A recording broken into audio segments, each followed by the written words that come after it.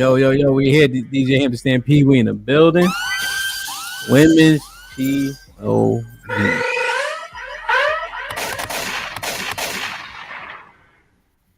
Wow. Shit like that. Ro, what's popping? And the chat and ladies, the OGs is in the house tonight. Shit like that.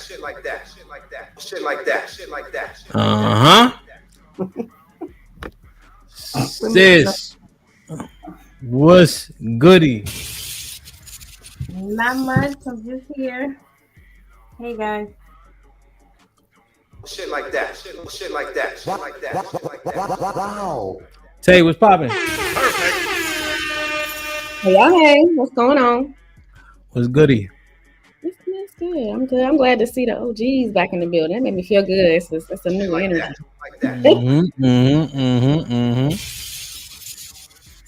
How about you, bro? You feeling all right though? Yeah, I'm feeling good, man. We had a great show today. It was a dope ass topic and it wasn't that contentious, so we was able to work through it in real time. There's a couple people who got some edification, but overall it was good, man. Feel me? What's up with you though, man? What's popping, man? Where can they find you and all that products and services? Yeah, health and wellness coach. You see this glow, it's skincare. So we got more than toys, y'all. But I am your pleasure plug. You can go to the pleasureplug.fun to find all of the things from the rooter to the tutor, meaning from your head to your toe.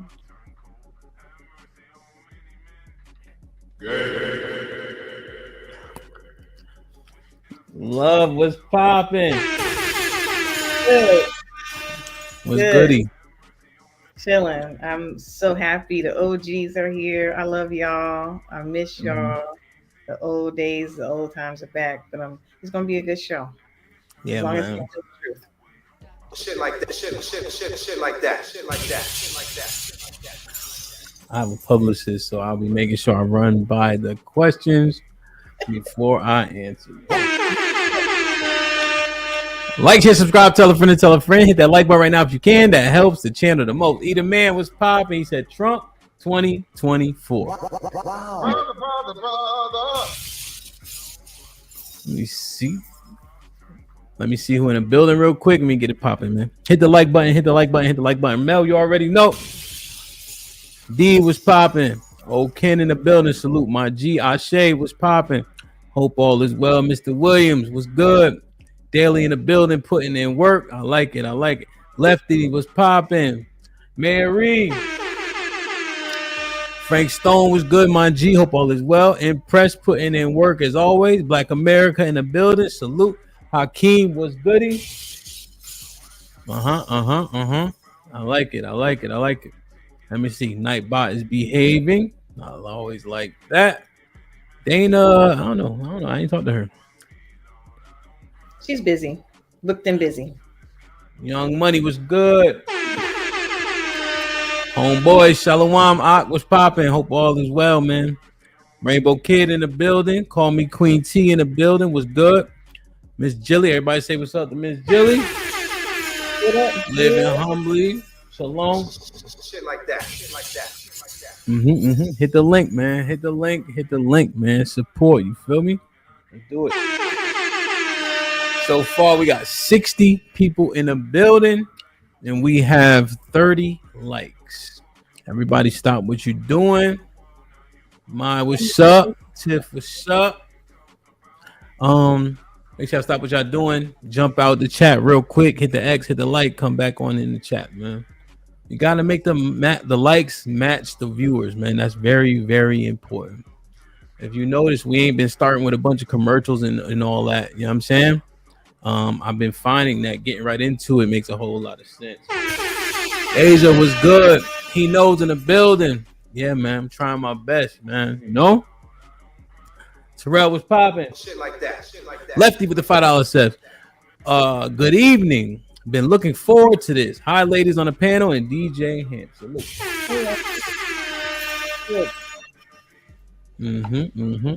Let me do this real quick. Like, share, subscribe, tell a friend and tell a friend. Hit that like button right now if you can. That helps the channel the most. Direction, choose your own path. Don't just wear anything. Wear garments that mean something. We got hats. We got sweatshirts. We got jackets.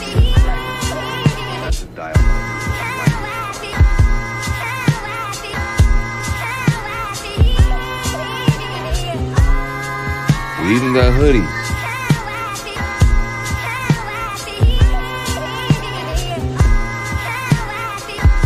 Let's not forget our classic tees.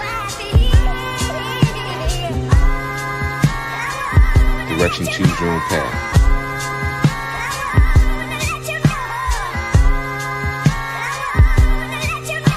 The message is always in the cloth, the colors, the designs, the fit. Basically, pay attention, stay alert, and remember, choose your own path. Shout out directioncyop.com. Get the latest merch from there. Also, you see me rocking a Rich Bully merchandise. Salute to my brother Sean Antonio. Get yours, you feel me? This shit is fire. I wore the shirt the other day too, man. This go great with this new pair of shoes I got, man. So Rich Bully, somebody drop the link in the chat. Make sure y'all go support. Let me know. Send me the receipt, man. Starting on Fridays, we're gonna highlight a small business. We're gonna get everybody support that small business. Sherelle was goody. Also, join the Discord. We got a Biggest Loser challenge upcoming, man. April 4th, the drop-in date to see who wins, and obviously there'll be a cash prize involved. I think we're gonna have $100 buy-in for the Biggest Loser challenge. I mean, Shit like that. after the meetup we just did, Put him in the fucking bedroom. Get him out of here. Come on. telling you, boy, Mm-hmm. nigga look like they was hula hooping, bro.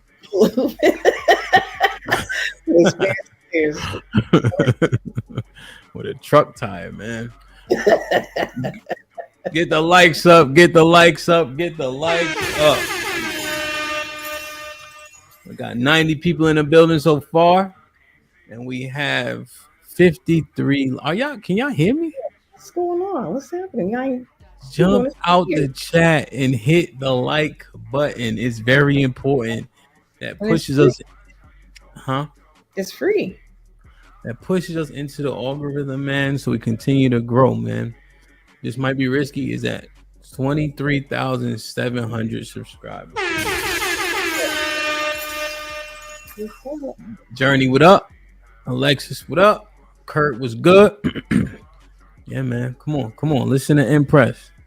Dirty Dude was popping. Hope all is well, man. Good to see you. All right, man. Y'all good? You good? You good? You nervous? Yeah. Nah. You ain't sweating your arms or nothing? Got punched in the face several times today. I feel just fine. CC. Yo, CC put a battery in my back today on the earlier show. Mm-hmm. She said I put on a master class. I was trying. For real. I was trying not to smile. Good child. Yeah, man. Sis, don't be acting like you don't do it too, no. You stay pumping my head up. What kind of master class? What were you doing?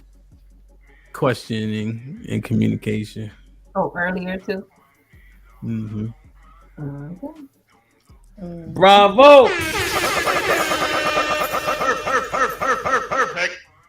Bravo Tech, my OG with the 20 ball says, Hamp, shout out to you and the ladies tonight. Shit like that. Pound support. No doubt. Appreciate you, man. Salute to Bravo Tech for the first 20 ball of the day.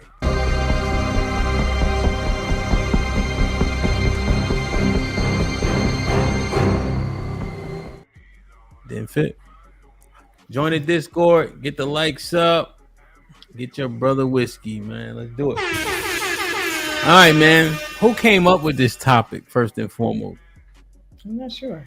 We all did. Well, she said you're not sure, and then you said everyone. I agree with her. We all did. Yeah, we all did. We all did. So you forgot? I'm busy. I'm busy, sir. I mean, I got lots of I'm going on in my life. I be forgetting. She's right. We all came up with it. Next question. Questions are for you. Ain't no more questions for us. Just asking. I asked one question and there's not a consensus. It don't matter. Let me say this. It don't matter. It's about you tonight. I'll say this. I said let's talk about him, and they loved it. Sis, we was. I know, but I want all the smoke, bro. I don't care. Whatever, man. First question. Go ahead, sis. Go ahead? Well, I want to know if this nigga is red pill. What? I want to know. I want to know what's your take on this new community. What? What community, sissy? This is the new community. Nervous as hell. I'm not nervous. I get it out. I got it. Answer the question. Go ahead. What I think about what, sis? No, I said I want to know what you are. Are you red pill? Because you seem to go with some of the talking points, but you're kind of on the fence. So we need to know what's going on. That's what she said. Now, what point? It has to be a point. What point do I agree with or disagree with? You guys read the definition when on the Pitney episode, so I figured you remember it from then. Of red pill? Yes. Pull it up. Okay. Well, that's your first mistake. Now, since you don't know the definition, I thought you remembered. I could say what I want, essentially. I kind of remember, but I don't have a brain like yours. So all right, let me ask you a question. Are you unprepared? No, I was working all day. I don't got time to sit and sit. Okay. I have a question. It's kind of long. I was working all day too. It's kind of long. The question is though, like we're kind of on the same vein with this. I want to know. We would like to know what are your thoughts about the manosphere, because you weren't a part of the manosphere a couple of years ago. So what are your thoughts on the manosphere since you are in it? You talk to these manosphere crash out dummies all day, every day. What are your thoughts on the manosphere itself as a collective? First off, I'm about to answer. I reject your premise that they all crash out in dummies. No, I didn't say and dummies. I said crash out dummies. Yeah, crash out dummies. I reject that premise. I think that the things that in which those gentlemen communicate, those are issues that are happening in men's lives. And so because you never heard them before and you don't like them doesn't make them crash out points. They have credence because there's a whole lot of men who seemingly agree. So you have to at least vet them and assess them before you throw them out. Just because you don't like them doesn't nullify them. So on the topic, so let me say this to you, because because a lot of people think that way and a lot of people agree with those points does not make it right. There's a lot of people that are for white supremacy and lynching black folks or killing gay people. Like there's a lot of people that think that that's okay. Just because there's a lot of people that think that way doesn't mean it's the right thing to do. And if it hold on real quick. And if it harms and it's being detrimental to society, that's crashing out because you're behind something that is being that is actually decreasing the collective, unit of our community. So that's why I said what I said. And my question to you is that because I want to take away your point of a lot of people agree with it. I don't care about a lot of people because it actually is harmful, I believe, to the community. Because I'm about what I believe right now. Talking more than I'm asking you, what are your thoughts on the manosphere? So it sounds like from what you're saying is that you agree with their saying most of their points, or majority or minority of their points. Well, I think first and foremost, comparing to deleting homosexual people, I don't even know why you said that. And I don't know why you brought the Ku Klux Klan into it. That's ridiculous to make that comparison. Now, here's what they're doing. They're saying, here's our issue with women and their conduct.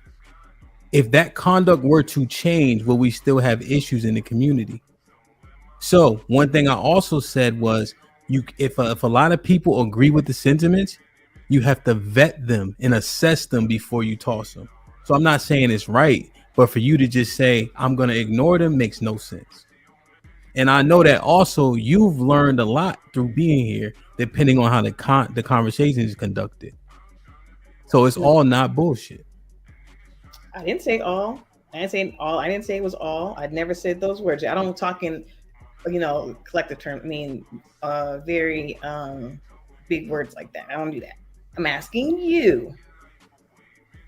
Do you think that the manosphere, the red pill, is harmful to the community, or is it helping the community from what you see? I think the current rendition is going to help. How long the current rendition of the red pill manosphere, even though based on what I'm seeing it's dying a bit, is going to help because we have a little bit more understanding now. So like as an example, when I was talking to those brothers, we were talking about abortion as an example, right? And one thing that I've been saying is my man Fuego Boss was pro-life until his ugly bitch got pregnant. So I'm saying, just take this walk with me. So I'm saying that men are oftentimes complicit in a lot of those abortions. Yes. But the talking point is often leveraged against women when we know how that conversation go when your man call you and he got the wrong woman pregnant. Yeah. Right. So we understand that oftentimes when you see these abortions happening, although it's her body, her choice, the men are often aligned with the choice being made. Yes. Mm-hmm. So when we're talking about people's ideology and how they go through doing those what we deem a poor decision, the men aren't exonerated from it. So we got to stop just leveraging that point against women when we know how that conversation go when your man call you. So we getting more understanding. That point where women control access to sex, y'all know you've been half baked by a nigga that got in your head. And so oftentimes women have a level of leverage until you get in her head, then she becomes an asset if you want her to be. Y'all don't control access to shit for real. So we getting more understanding. Salute to Just Might Be Rich. Oh, so you don't agree with the majority of them because they say women do control access. I know what they say. I also been outside. Okay. So and what happens is, sis, when we continue that ideology, men start operating with a deficit mindset, a defeatist mentality. And that's the one thing I got to guard against because people are going to do what's easiest. Right. So if I tell you it's difficult as shit to get access to women, you're gonna say, well, Hamp said it. Y'all hoes ain't shit. Y'all don't like me anyway. And then niggas become recluse. Right. And so I got to protect against that because I think the brothers are just as good, if not better than me. And if I could do it, they could do it. Good answer. Yep. Mm-hmm. You want to go next, Raton? You going to mean wrong? Yeah, I'll ask the next question.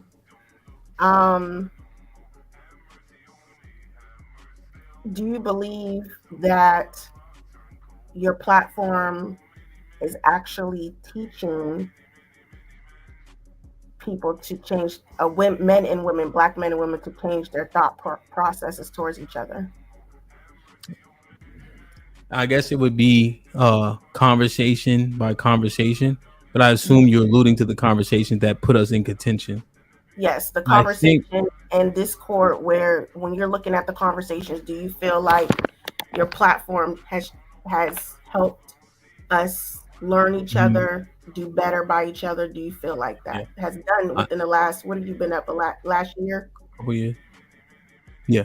I think in comparatively, yes, right?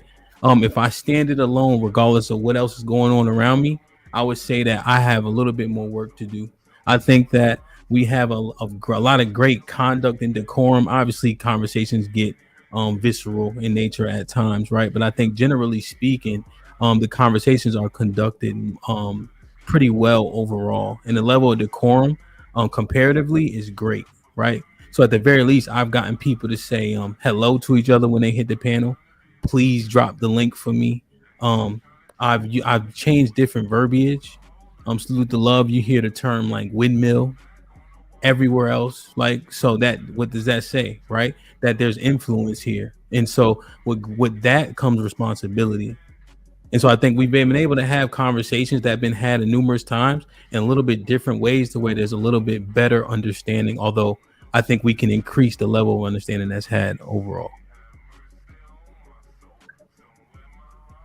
Great. Thank you. Come on. That's a good one. We see that. Can I piggyback off that one? Because it's kind of related, but not really. I know one time we had a show about like dating, right? And what were the quarrels of men dating. So from your point of view, Ham, I wonder, do you think that the men that are available in dating are really confidently approaching women in today's, world? The men that are outside currently? Yeah. From what you can see. No, the majority aren't. So when I'm in the DJ booth, looking kind of down and looking at people interacting, it's not nearly like what it was when we was 23, 24, 25, 26. I think this is where I concede to Love's point ever so slightly regarding the messaging, because the messaging has been that these women are an issue. They don't want you. They don't like you. They're looking for the top 10% men. When out in the earth, shit, everybody taking what they can get damn near. It's just that men do definitely have less opportunity for access, right? So we can't ignore that fact. But generally, we got to get back to that old school shit that really is misplaced, but you got to say the things, right? Look good, smell good, brush your hair, etc. Because even when you look at the kids, like my oldest daughter's age, you see how they dress? Niggas look dirty as hell. Like they going to bed. Mm-hmm. Like they going to bed. Mm-hmm. And so I think we can increase the level of approaching where we tell men, hey man, I did it, in these ways. And it worked about 20% of the time for me, which is a terrible, terrible ratio, right? I just think that they think it's difficult in different ways for them. But I still was closing at a goddamn 15% rate, right? 20% rate. And if you edify them to say, hey, a great salesperson in real business, 40% is a pretty damn good sales rate, right? A great batting average is 300, right? So you hitting 3 out of 10 balls. Think about that. So what you think is losing really is average, So I think that, yeah. With that said, do you also think that the men hearing 666 repeatedly on YouTube is a detriment? Because a lot of men are not that. Yeah, I think men are supposed to go through hard things, right? You hear that shit all the time. But I would argue these niggas won't kill nothing, let nothing die. This underlying, men say they're cordial with each other because there's an underlying what's it called? Threat of violence. Yeah. Fuck out of here, nigga. You ain't nobody fighting nobody. And you know how we know that? Because when it was time to fight, nobody want to fight. Now that we got this might get rocky, everybody, let me mind myself. Because now you say come outside. Now nobody want to come outside. So I think we understand, generally speaking, niggas is pretty pleasant. Right? Like let's be honest, right? So I think that kind of summarizes it for me. But sis, what was the original question? One more time. Oh, the 666. Yeah. Hell yeah. It's detrimental because the average is what? 5'10". So if somebody continues to hear I ain't shit, what happens to that person? Do they start to believe it? Yeah. Self-esteem, insecurities, hatred towards women. Or themselves, sis. Yeah, it's projection. It's projection. Right? They're projecting the fact that I don't think you like me, but you should just because I ain't this, that, and the third. Right? So it doesn't make sense to keep saying. I think we do have to acknowledge the fact that people have advantages. Right?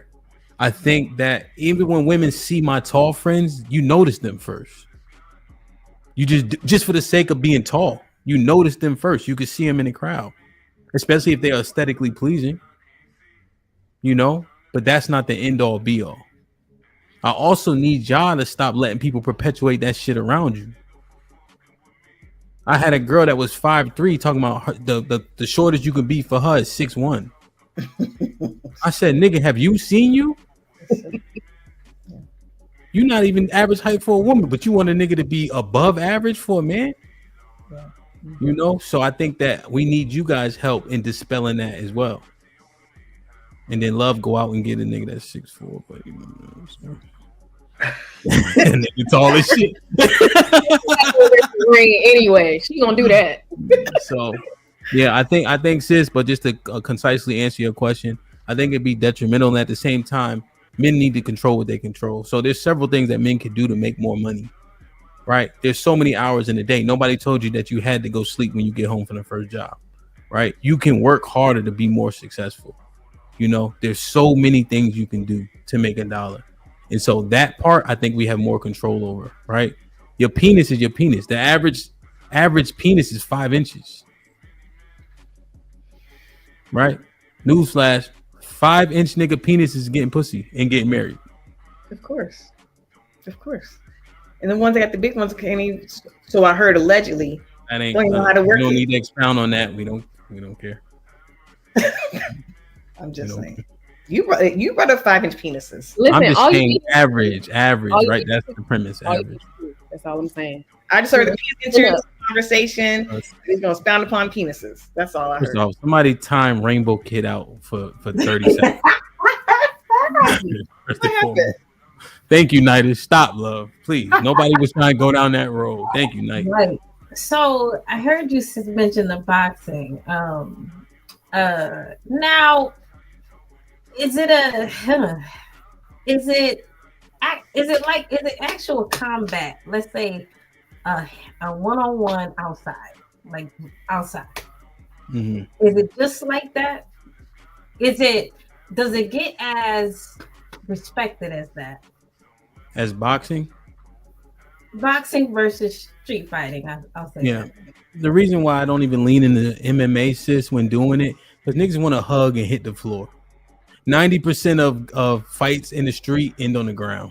And don't nobody getting punched. Your knees get scraped. Niggas is dirty. Niggas is drunk. When you boxing, there's only one way in and one way out that motherfucker. Either you gonna punch me in the shit or I'm gonna punch you in your shit. And the shape you gotta be in to move and throw punches is much different. Why do you think? Because sis, think about this. You hug a nigga in boxing when you need a break. So now niggas in the street shuffling feet, looking all right, you know what I'm saying? But it ain't nothing like throwing them hands, period. So if you want to know what you want to see what time it is, let's throw hands. You know? Yeah, it looks hard. It does look hard. I can't front. I just don't know the shit. I was getting beat up in college. I dove and grabbed the nigga by his foot. That's the only way I won. That nigga hands was too fast, but I got an ankle pick. I got an ankle pick, and then I got on top of him and dog walked him. But I think I lost that fight. I ain't gonna hold you. At least you fought. I don't know why. I won't there. So I would say, hell yeah. If you want to see what time it is with a nigga, let's come box. You know. So my question, next question for Hamp is: over the past year, have you noticed who's more emotional, the men or the women? I think if you made everybody sound like the chipmunks, you wouldn't know who was who. You couldn't tell if it was the women arguing or the men arguing. So I think that dispels another red pill talking point that I may disagree with. People are emotional. Tone matters. Men are aggressive. Men are disagreeable. We argue about football like this shit is like you know what I mean? Like we be yelling, screaming, fussing in the barbershop. Fuck out of here, nigga. Then a woman walk in with her son, and everybody get quiet. And then she go, "I'll be right back." All right, bye, Miss Parker. Hey, babe, boy, your mom got a fat ass. Damn right, niggas laughing, falling on each other. You know, he mad at niggas, but he can't do nothing about it because he a kid. You know what I'm saying? Like everybody be demonstrative in that way, right? So disqualify a man for doing what people do doesn't make a lot of sense to me, right? I think the thing is men have to do a better job than women of controlling emotions, but no question they come out and we have them, you know. Now overall, I think the women are still more emotional because of how you guys attack arguments. So love, as an example, if I'm just using a hypothetical, and maybe you said this before, I will die on that hill. Y'all niggas would be like, fuck it. Like I'm gonna die right here, right now, based on how I feel about the topic. Fuck the facts. Never said that. Right. I'm gonna die with him. I've never. And said so I think that part is where I would lend you guys still being more emotional, but I think it also makes sense because your nature is to be that way. You know. So next question, kind of going on the same vein. Like I think we have a theme right now. So Ham, do you think today's men in today's society are less resilient or more resilient than men of yesteryear? I think we're more resilient, simply because we get more pushback. Niggas been living with 30% of their kids ain't theirs. The difference is niggas today ain't dealing with it, right? We know back in the day, men used to stay with that woman that had a kid by the milkman and raise that baby. Happy wife, happy life comes from the niggas of yesteryear. Those are the same niggas that Jodeci and they singing like this and all that fucking, you know what I'm saying? That all come from them niggas. Let me come home and give my check to my wife. That's them niggas. The young boys are saying, you know what? Fuck that. I'll jerk off and play video games and watch anime. I just be by myself. So a lot of that, I don't see the same concessions coming from men. And then you see for the last 15 years, men been having these type of, like on YouTube saying, nah, I'm tired of y'all shit. So I think the resilience looks different. We have more technology, so the need to be physical isn't as high on the totem pole. Does that affect? Does that make it less resilient? Well, so there's two. You said two different. I want to touch upon one point you said real quick. Mm-hmm. The fact that men are now saying, yeah, F out of here. I can sit there and jerk off and watch anime and I don't need you, right? Is that, in your opinion, the detriment to society in relationship with the family? Or is that a good thing? Like how does that play into how society is today if men are have that mindset what you just said? I think that men are saying, I want marriage, as an example, good and not bad. People are making marriage the goal only if it makes sense. People aren't just buying into anything because we have so much access to information. So now men, as an example, even though we really want women and we generally do try to do the things you guys ask us for, men ain't just folding to it like they used to. And so I think the fact that men are doing things like going their own way, men are being celibate, right? Men are picking and choosing, because you look at STD rates and things of that nature, there's a disparity there, and it gotta be for a reason. You can't a lot of men don't have access, and men are doing different things. So I think the resiliency shows in that way. But do you think over a period of time that lack of connection and they may want it, but they're making these decisions not to want to do anything. Do you think long term that affects us as a culture, that affects men creating legacies by not lineage? I think that men have vetted out that your legacy, your kids will be a part of the legacy, but they don't define it. I think that what you're speaking about is lineage, right? Okay. I think men are safer by themselves than women are. So I guess I would ask, if men are opting out from dealing with women, do the people who are most vulnerable have to make an assessment? Are they opting out, or are they just not settling down? No, they're Oh, opting out. opting out big time. Because remember, Define opting out then. To me, I don't well, know. so the dating sites had 80% of men as unattractive. Generally speaking, when you look throughout history, the overwhelming majority of men don't even reproduce, right? So men didn't have access, like, you know what I mean? And so, but these men are making conscious decisions saying, I'm not dealing with it. But I ask you, men are fine by themselves, generally speaking. I can go out in the middle of the night. I can park wherever. I don't got to do shit like hold my keys like it's a knife and send my location to my friends and things like that, right? Or stay on the phone with me, or this nigga license plate is. So if I'm that vessel, right, that is more vulnerable without us being together, I think that vessel may need to assess where we are. I agree with you on that point. I'm just I want to kind of stay on the point of, or maybe bring up the point of, when you're saying men are opting out. So do you find that men are, forget about marriage, do you really think men are not dating women because they don't want to be bothered? You see what I'm saying? Like it's really not majority of men are not sitting there saying, I don't even bother with these women, I'm going to stay to myself, literally me and my boys. Do you think that's the case? Or is it really, they're just not getting into committed relationships? They're talking to her, and potentially making babies with her, and her, but not necessarily getting married. You see what I'm saying? Like, it's not, you know what I'm saying? Men aren't just sitting there being by themselves every day, all day. Well, let me. I'm gonna give you an example. I was sitting and listening to my son and his friends. They're not interested. I mean, not that they're not into girls. They're just not interested in putting that time into it, right? They say I guess Ro answering. Go ahead, Ro. But I want Ham to answer. I really don't want the man to answer, but and those are 17-year-old little boys. I want like 30s, in their 30s and 40s and late 20s men. I'm gonna use my brother, right? Joel. Men understand, particularly by what's being said, what's being perpetuated, where they land, how they're seen. So men ain't sitting up here being stupid and delusional. Why waste my time on that?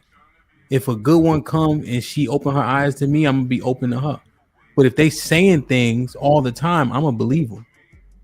Yeah. Right? Is that what the men want? I don't think that if in a perfect world they would choose that, but at the same time, men ain't running around being delusional anymore. We heard enough, we seen enough. Niggas ain't shit. Even if I don't even have access to women assume I'm doing all that shit. So men are saying, okay, that's how you see it. If I don't have a clear opening, I'm not taking it. But is that what he wants? No, I would argue that's not what he wants. But when men are willing to accept the reality. Is that the defeatist attitude you're talking about though earlier, like 30 minutes, maybe 20 minutes ago now, when you said that the defeatist attitude though? Doesn't that go along with that? Yes, it does. There's a slight differentiation, right? This man ain't necessarily blaming all the women, like, see, fuck them women, right? But he's saying, hey, I understand where I rank. I understand my station. I understand that my aesthetic is not preferred. I don't hit the metrics that women say they want. Therefore, when I get in an opportunity, I'm going to take it. But I'm not going to be out here like a chicken with my head cut off. He's different than the one saying, you know what? Fuck this. These women ain't shit. They got this type of conduct. So those two things exist, but there's a nuance that makes a big difference. With the same outcome, though. Same outcome. Yeah, so does that make, I mean, if it's the same outcome, there's a difference, though. You can address it differently. Yeah, like you can talk to Joel differently. There we go. You got a chance. You got a chance with Joel. You got a chance with the niggas who saying fuck these hoes and they ain't shit and all of this. There's a lesser potential for them to change. Oh, so you're saying Joel? And again, we're not talking about Joel, but Joel, the archetype Joel. The archetype, yeah. And I'm just using it because Joel said it numerous times, so people probably know. Yeah. He's more willing or more readily able to change or whatever than the other side of it. He's saying he around for it, but he like who like him. He ain't about to be out here breaking his neck when y'all saying y'all want 6 foot niggas. That's all it is. I hate that word now. I hate the word y'all now because it lumps us all together. But Too late. how you said too late? Mm-hmm. Okay. My next question, real quick: do you think that today's men are better or worse leaders than the men of yesteryear?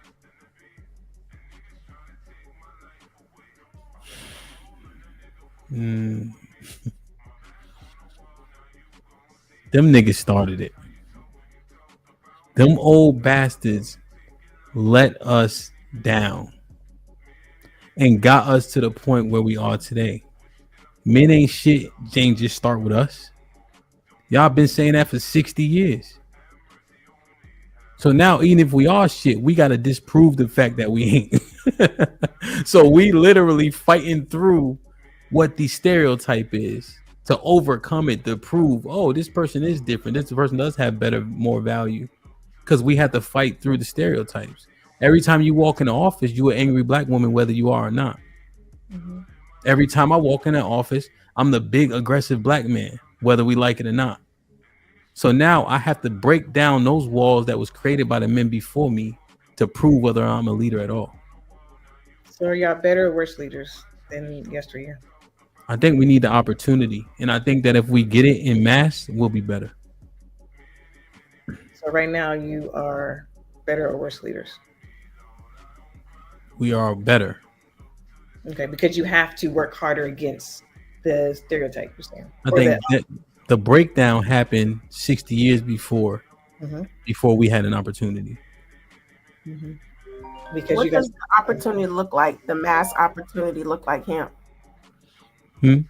So, sorry, what does it look like? Yeah, what does the mass opportunity look like for you all? So I think our women need to understand that we're better together. I think that in this world, right, we have phones, so it may be the safest it's ever been, arguably.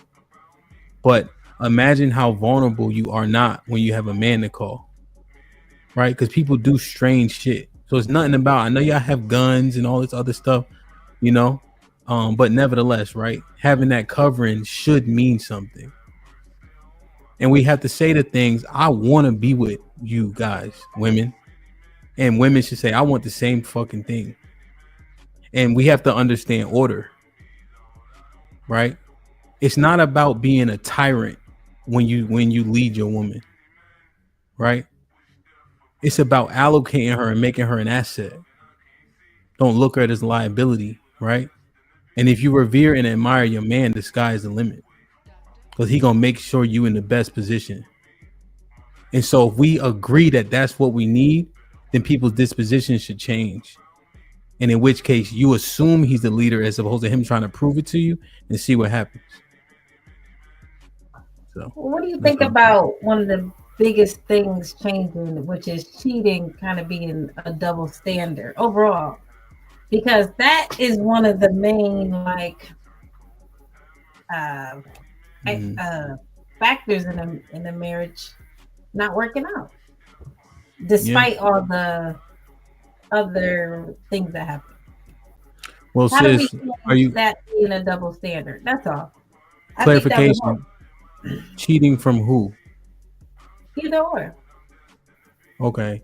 So how do we the double standard part is with men. What is the double standard in cheating? I mean, that's what.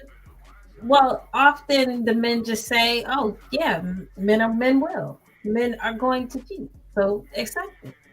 Mm-hmm. I guess sis, you're saying change the double standard.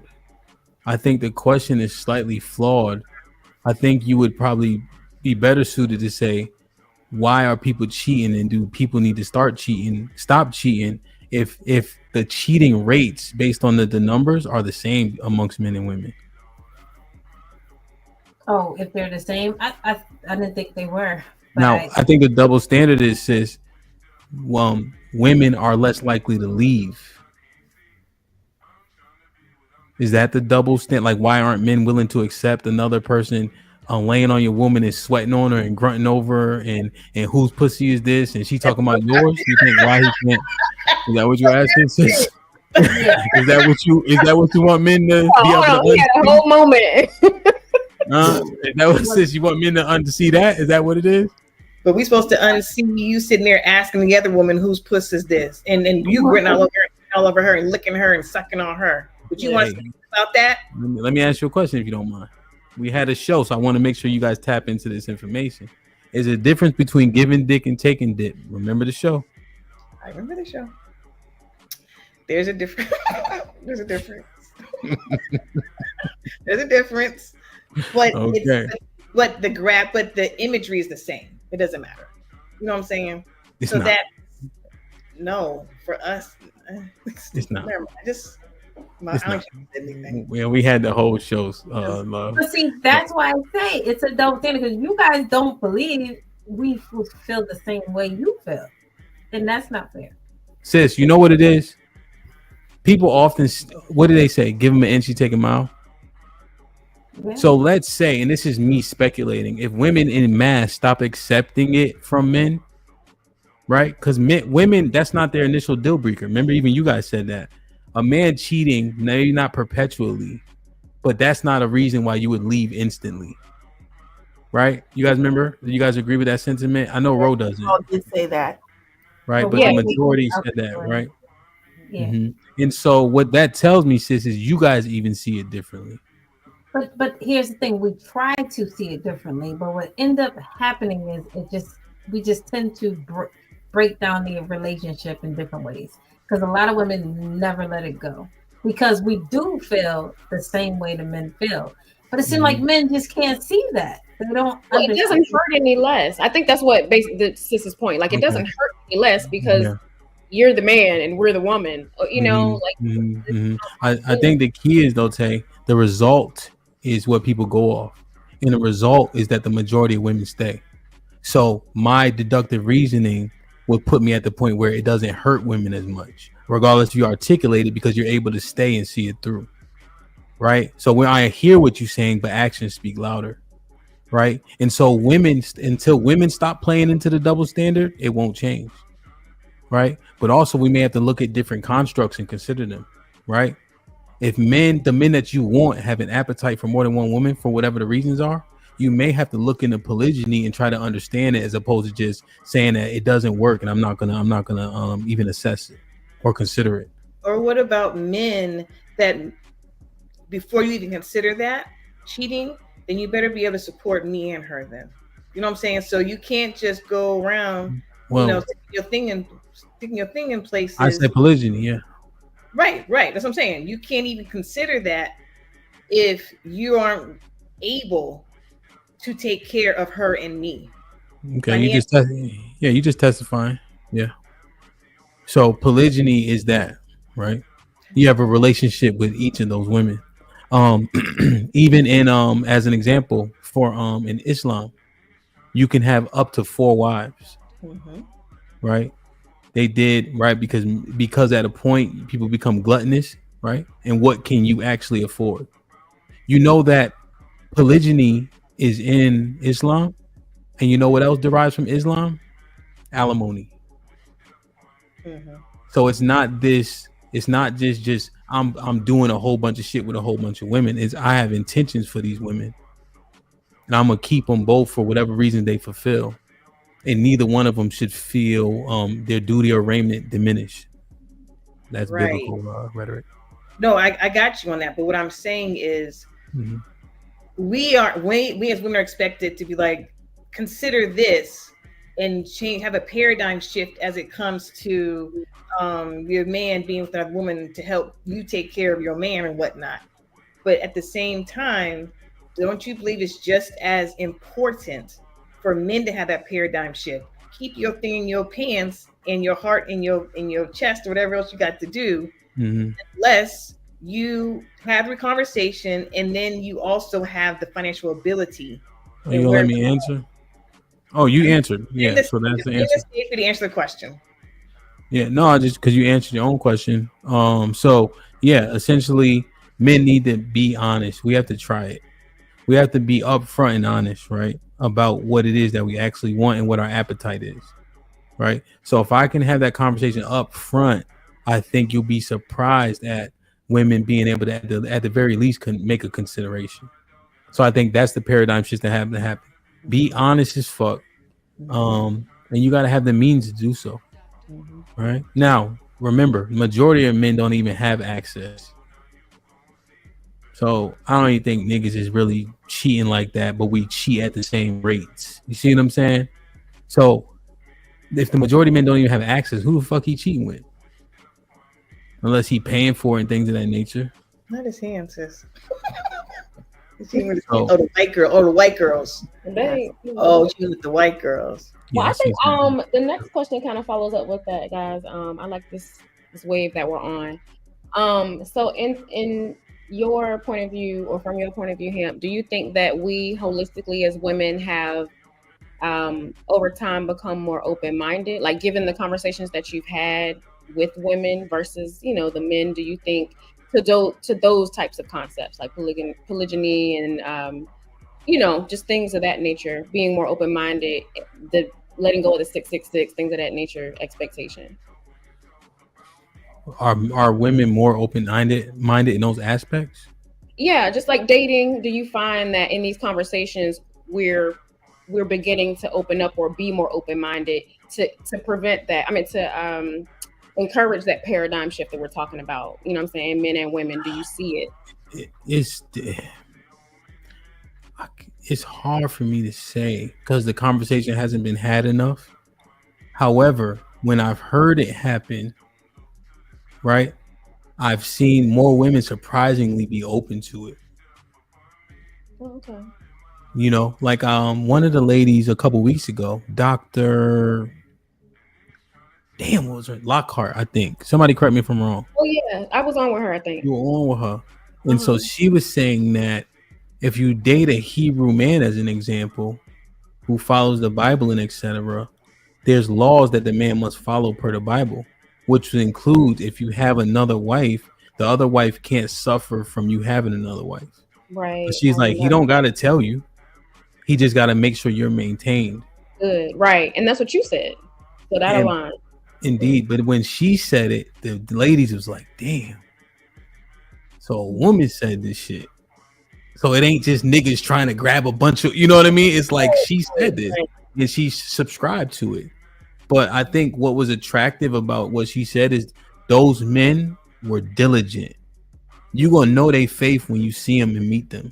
They're going to have standards set for themselves and for you if you choose to buy in. You see what I'm saying? So the honesty is up front. But when she said it, I think that it resonated. So I do see women being like, oh shit, okay. Considering maybe this is something, considering, because it's already so many more than y'all. We went to school together.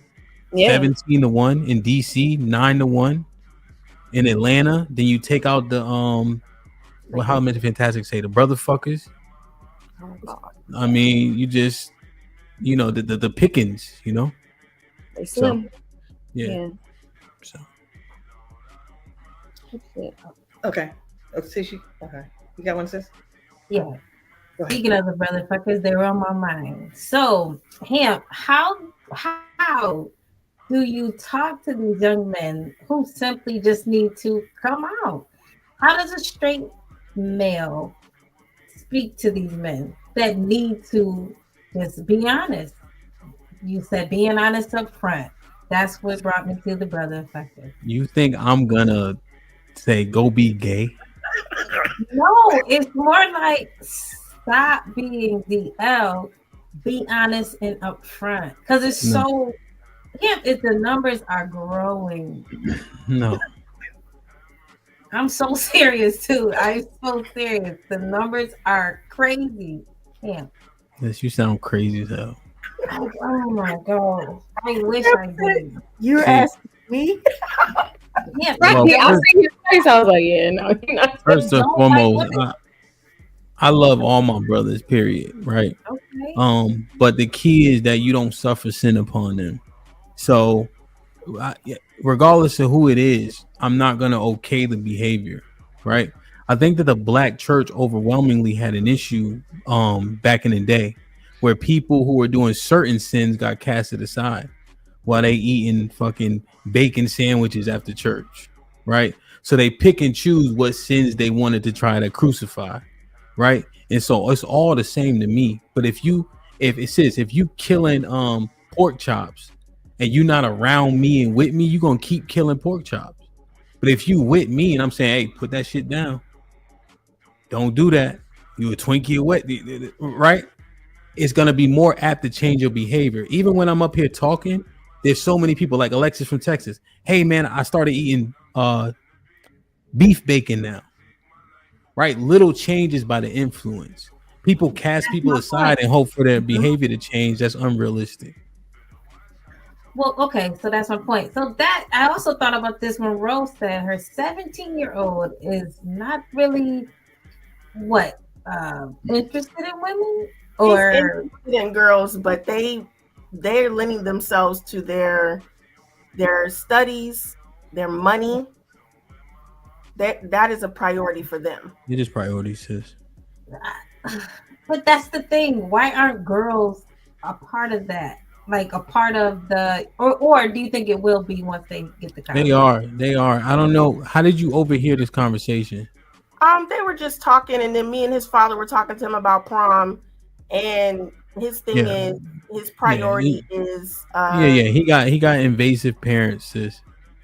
They all in his business and shit. So when they talking in the group, they talking about smart shit. Yeah, let's get this money. Let's Yo, you see, his friend go out. Yo, where you about to go? Yo, I'm about to go slide by Stacy house if I can get access. I hear that. That's what's actually happening, right? You know what I mean? Like we is a little bit more free with the whole house, but like they look at girls. Come on, man. Is girl about to say something? I guess the thing is, they'd be like, bro, you don't need to testify. I'm telling it. They go like this. They go like this. Like Ro walk in, right, sis? They don't see her at first. Yo, did you see John at school today? But they really gonna say Johnisha with the fatty, and then they turn it to John at work. Works very hard and he's very diligent. He's also in my AP calculus class, in which case I would like to study with him if allowed the opportunity. Yeah, they don't want to hear preaching from the parents. Yeah, it's about. It's just sis, there's a reason why they keep saying pineapple in her house, and she don't know what they talking about.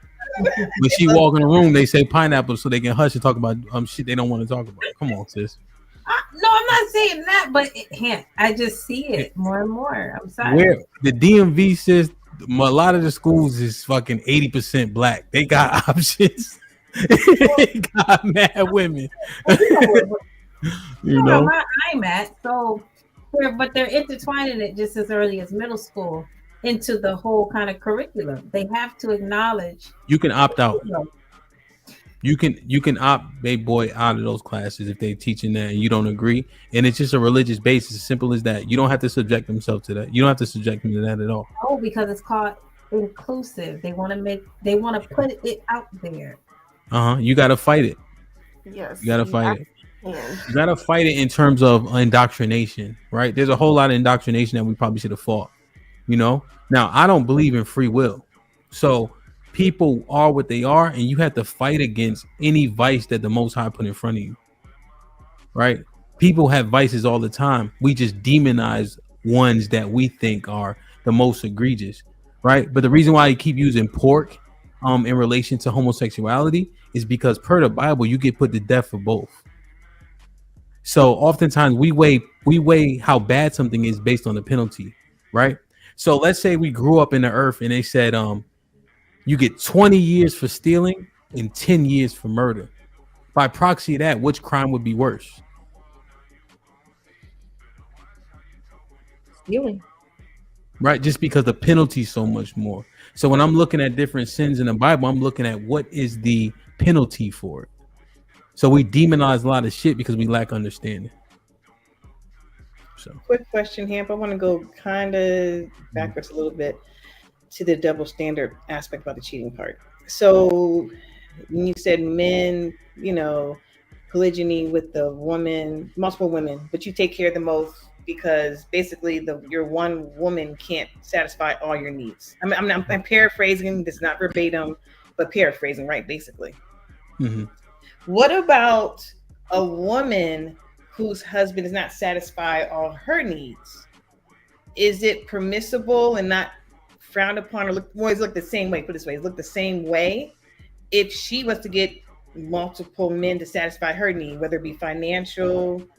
I mean, let's say financial, right? So typically when men talk about they multiple women, it's because their one wife is not satisfying their sexual need. And so to do the inverse for the woman, her husband, we'll say husband, we're about wives, boyfriend, whatever, can't satisfy her financial needs. Is it just as permissible for her to have John and Rob because they both lend financially and or personality wise? No, what? No, it's adultery. So that's the double standard we're talking about. It's biblical. It say don't even go to a bar with another man's wife in the Bible. Let alone kicking money to her and shit. That's his job.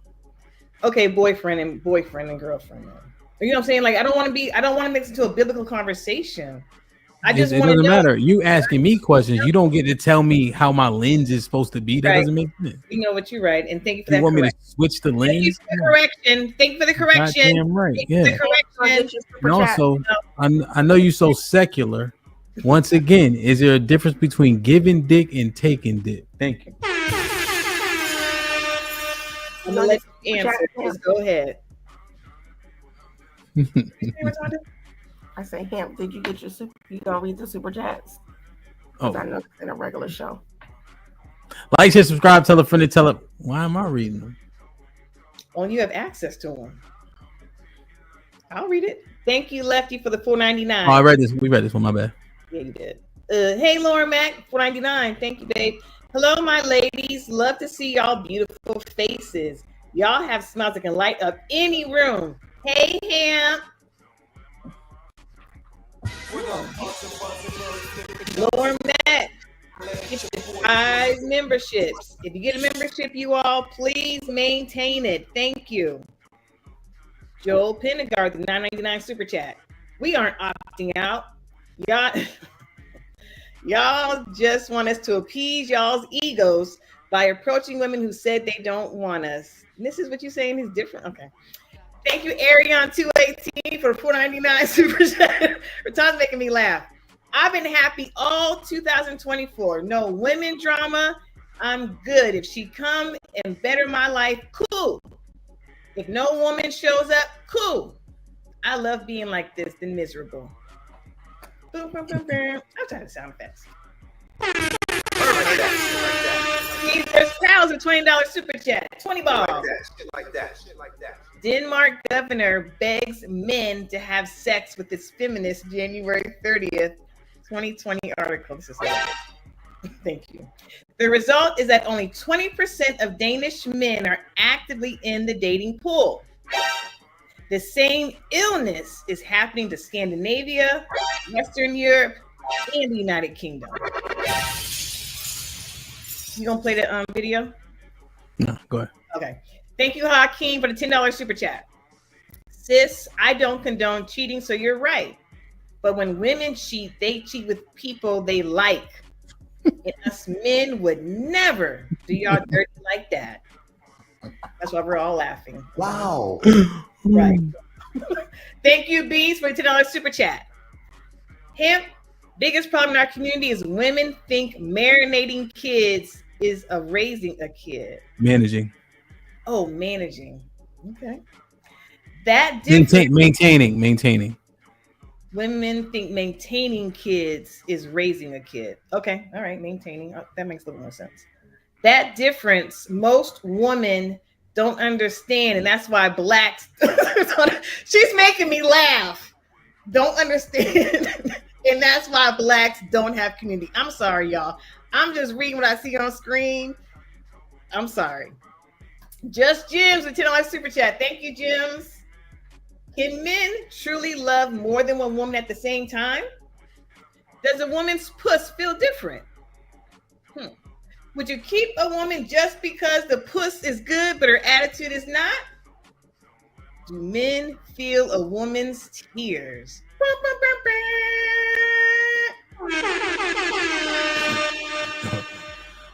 Yes. Yes. Yes. No. Don't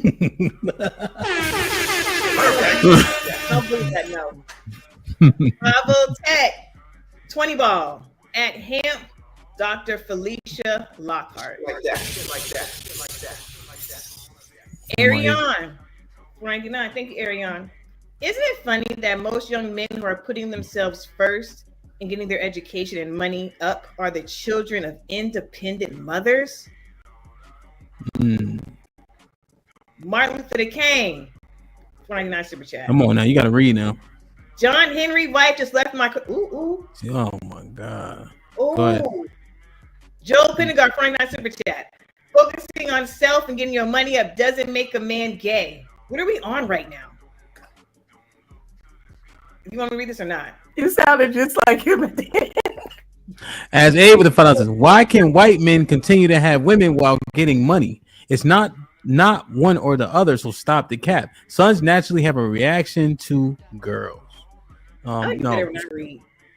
Well, it's just a little bit slower. So essentially, all of this actually was started by white men. These complaints that you guys hear, you ever hear a name like Tom Likas? A lot of the people that started the manosphere are white. Patrice O'Neal, God bless the dead, for black men used to speak on these issues, but oftentimes a lot of this are white men's issues also. T.O. with the $5 says they starting in elementary. Some schools low as kindergarten with the gender unicorn. Damn.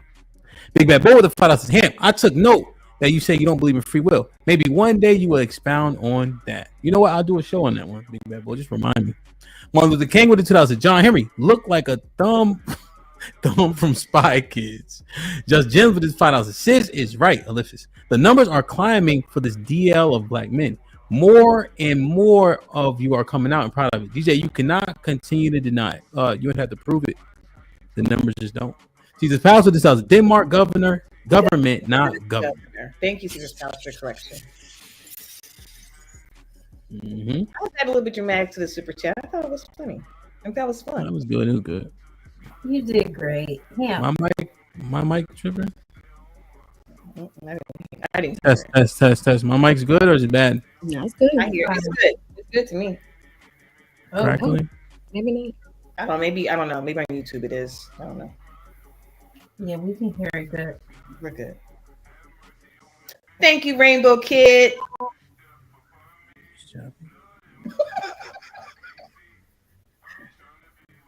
Test. I don't hear anything. Yeah, you're good for us. I don't know, maybe on. Ask them to put a 2 or 3 in the chat. It gotta be StreamYard. Cause I literally didn't touch anything. Okay. Mufasa said it might be StreamYard because he used StreamYard also. Yeah, they tripping. Is this any better? Is it any better? Oh, it's StreamYard. Is it just me? It's not currently popping. Oh, the entire thing is crackling. Okay, and it's lagging. At least we all cracking. Okay, I don't know. Let me see. I don't think I can really do much on my side. They said it's all of us. Okay. It'll probably clear itself. Yeah, because the stream condition on my YouTube is excellent. So it's good on this side. It probably will clear up. All right. Okay. Let's see if we can keep going. My question to Hamp is, what do you really think about the sisterhood? What's your definition of it? Sisterhood? Can you guys, all right, let me ask you guys a question before we go. Is it audible? Is it audible? Put a one in the chat if it's audible and you guys can listen to it, or is it too bad? So Jay, yes, we can hear. Okay, yes, it's very okay. So they saying 111, 111, 1 is audible. Okay, okay, all right. So we'll keep going. Hopefully it clears up. Let's try it this segment. Bro, can you restate the question? What is the sisterhood to you, and what do you think about the sisterhood? Okay. Everybody just mute at least. Let's see if we can mitigate. I think the sisterhood is not real. I think when women's relationships, I see them oftentimes being so fickle. There's a lot of times where women are friends and then 6 months later they ain't. You know? Like I've just seen that happen way too often. Where women rotate friends so quickly, you know? And so the sisterhood, even like the pick me versus the sisterhood and the different names, there's way more names for women. Mammy, pick me, all these things, right? So unfortunately, I think women's relationships are too superficial and there's too much falling out for it to be a real thing. Who created those names, Hamp? Those labels? Women or men? Right. So that's my point. I thought men created those names. So how could it be demerit against us women, of having these factions? Why would you say when men created them though? Because because you said mammy. I'm like, well, we didn't create that name. When you said mammy is an old school term. Right, but it wasn't created by us women. I thought it was a derogatory term. No, women call women mammies. The women pick me. Don't take care of their kids.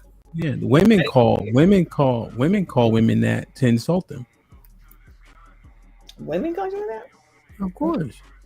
I never heard a woman say. Think about this. Why would a man call a woman a pick me who's speaking for the men and saying things that men want? That makes no sense. Like saying it was mammy was really what really made me think like, are these labels that we created or men created? The pick me's, of course, the pick me's of hyena, women, all that. Hyenas, all that's women. I didn't think women made the hyena term. I thought men created the hyena term. No, women create all that. Yeah. Okay. I didn't know that. Honestly, I thought men from the manosphere created the hyena term. I honestly did. As it relates to the sisterhood, I wanted to know since that day, how did women like us get labeled as a sisterhood versus why couldn't we be a pick me? Like what made us so different? Do you align with the majority of the men's talking points that you guys asked me about regarding the manosphere / red pill? Or do you guys often have a whole lot more pushback? Well, we had pushback for the space, for initially regarding all the talk points, but like you said, they're changing, like they're starting to change to make a little bit more sense. I agree. I'm just saying, back when we had the labeling, you guys would generally not align with a lot of those male centric talking points. And that was the sisterhood, supposedly. The sisterhood doesn't align with the men talking points. Okay.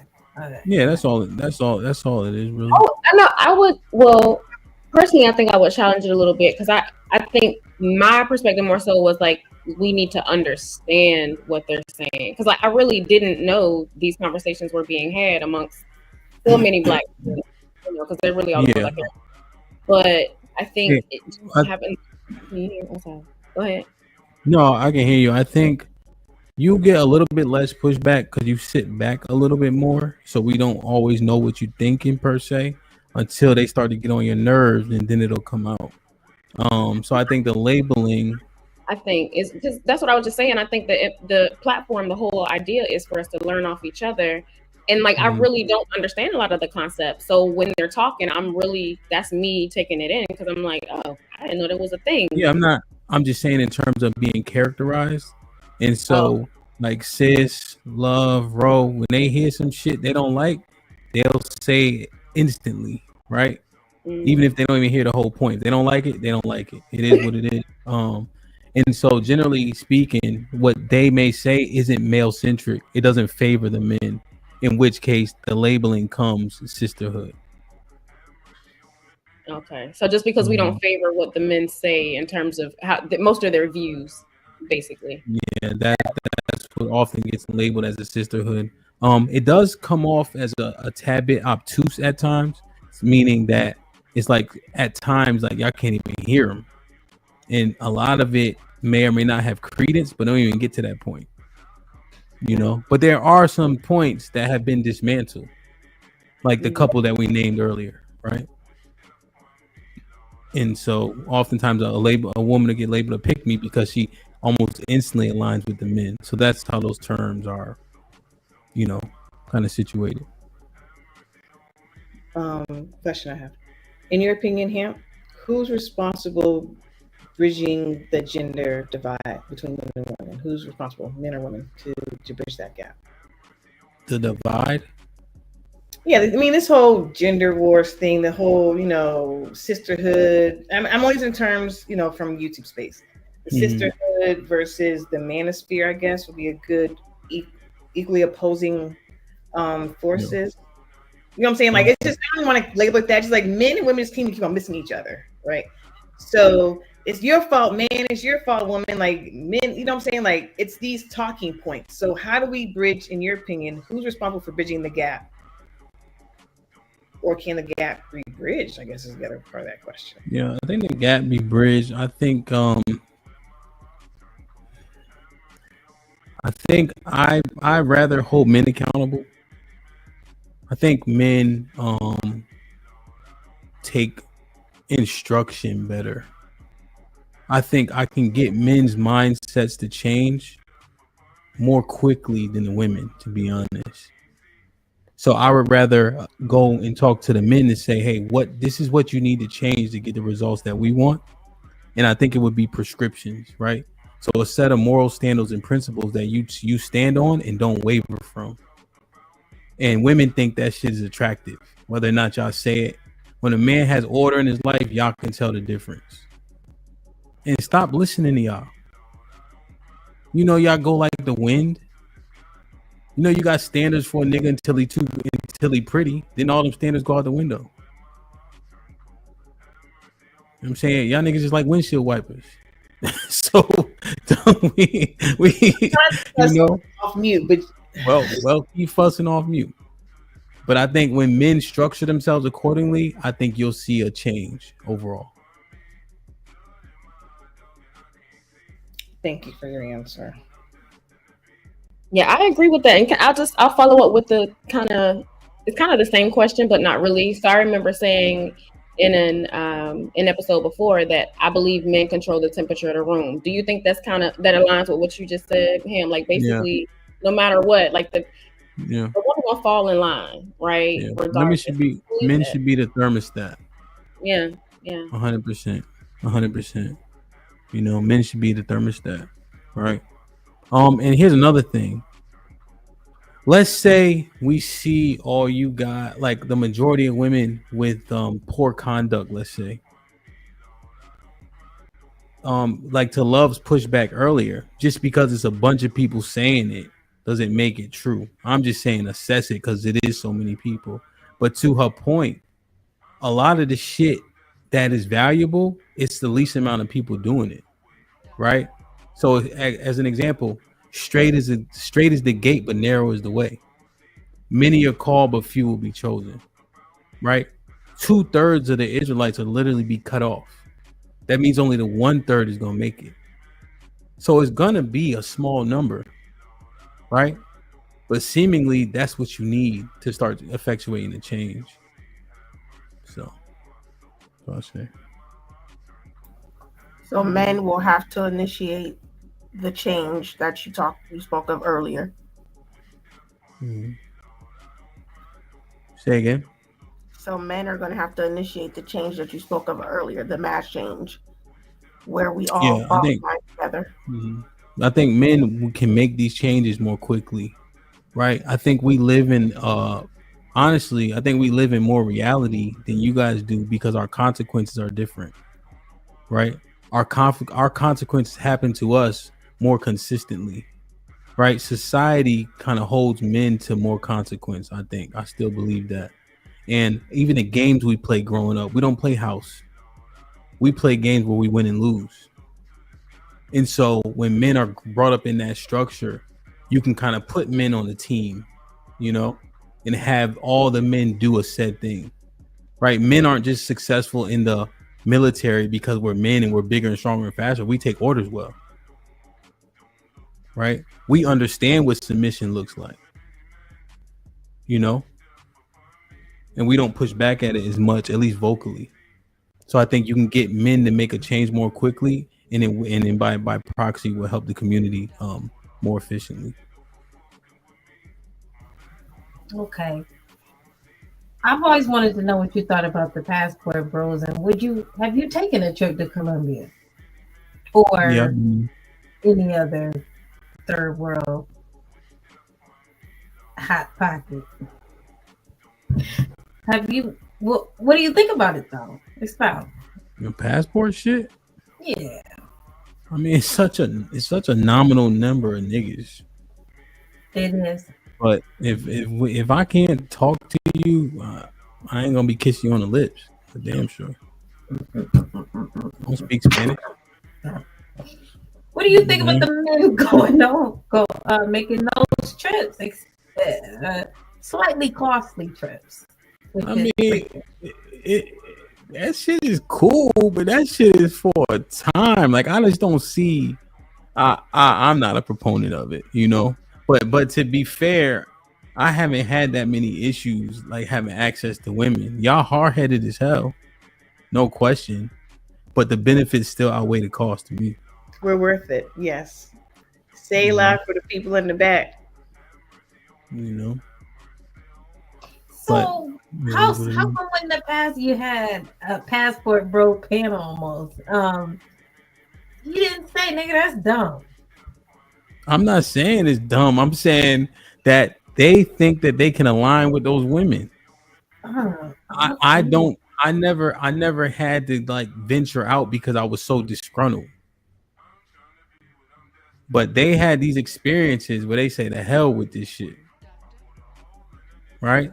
I would behoove them to stay home. There's a lot of dope women here, but they don't want to weed through that shit. So I guess they think going to a poor third world country where she need a pot to piss in and don't have a window to throw it out of is worth it. I'd like to know the longevity of those marriages. Has there been a study on that yet? 90-day fiance. I mean, they get married. Like, how long are they stay married? Like, I don't know. I want to know that part of it because it's all cute and fun in the games and it's exciting to weaponize it against us in the beginning and the first couple years, maybe 1 or 2 years are great, and then after that one, she get her green card or her passport or whatever, and she like get him someone she really wants. Bring her family over there and you support all her family. She don't even walk away. Listen. They are. Here's what happens. You heard them niggas. They sick of y'all shit, man. So even when you say, how long is it really lasting? They can say the same shit to us. How long is it really lasting? The average marriage is what, 5 to 7 years. We ain't married. We only married at a 30% rate. So they could literally ask the same question and when we answer, they'd be like, all right, then shut the fuck up. No, I'm saying, so why do it then? You know what I'm saying, Ham? What I'm saying is the chances over here are slim. So the argument isn't good to even present to them because we aren't doing well. So I can't just tell them don't do it because our relationships suck. So they trying to go see. I just don't have that same prescription to say that all the women over here are trash. But when they go, they can justify it based on numbers. I thought it was justification is maybe I didn't follow you. What I'm saying is this, right? What percentage of black women have kids? Before they get married to the man? Well, just is it 60%? It's a majority. Yes, yes, over 50%. Right. Yeah. So they're looking at that. They're looking at our divorce rates, right? They're looking at the Western ideology of women in terms of disrespect, and they're saying, "Well, shit, it's not working for most of the people here. So if I go over there, regardless of 90-day fiance, it gotta be better." And based on the numbers, they would be justified in their ideology. How does it? I don't. That's the problem I'm not getting. How does it have to be better if it doesn't last longer than you? If it You don't know that. It's better for them because You don't know. they weren't pulling anything. Bro, answering again. Okay. I'm sorry. I feel like No, I'm just I want saying. We don't. How do you vet that? I already gave the answer 2 times. Well, I'm just asking. How do you know it's better or not? I'm saying, Like, how do you know it's failing? Based off of what you said, I'm saying I think that they do it because they don't have any success over here. They're not getting what they want.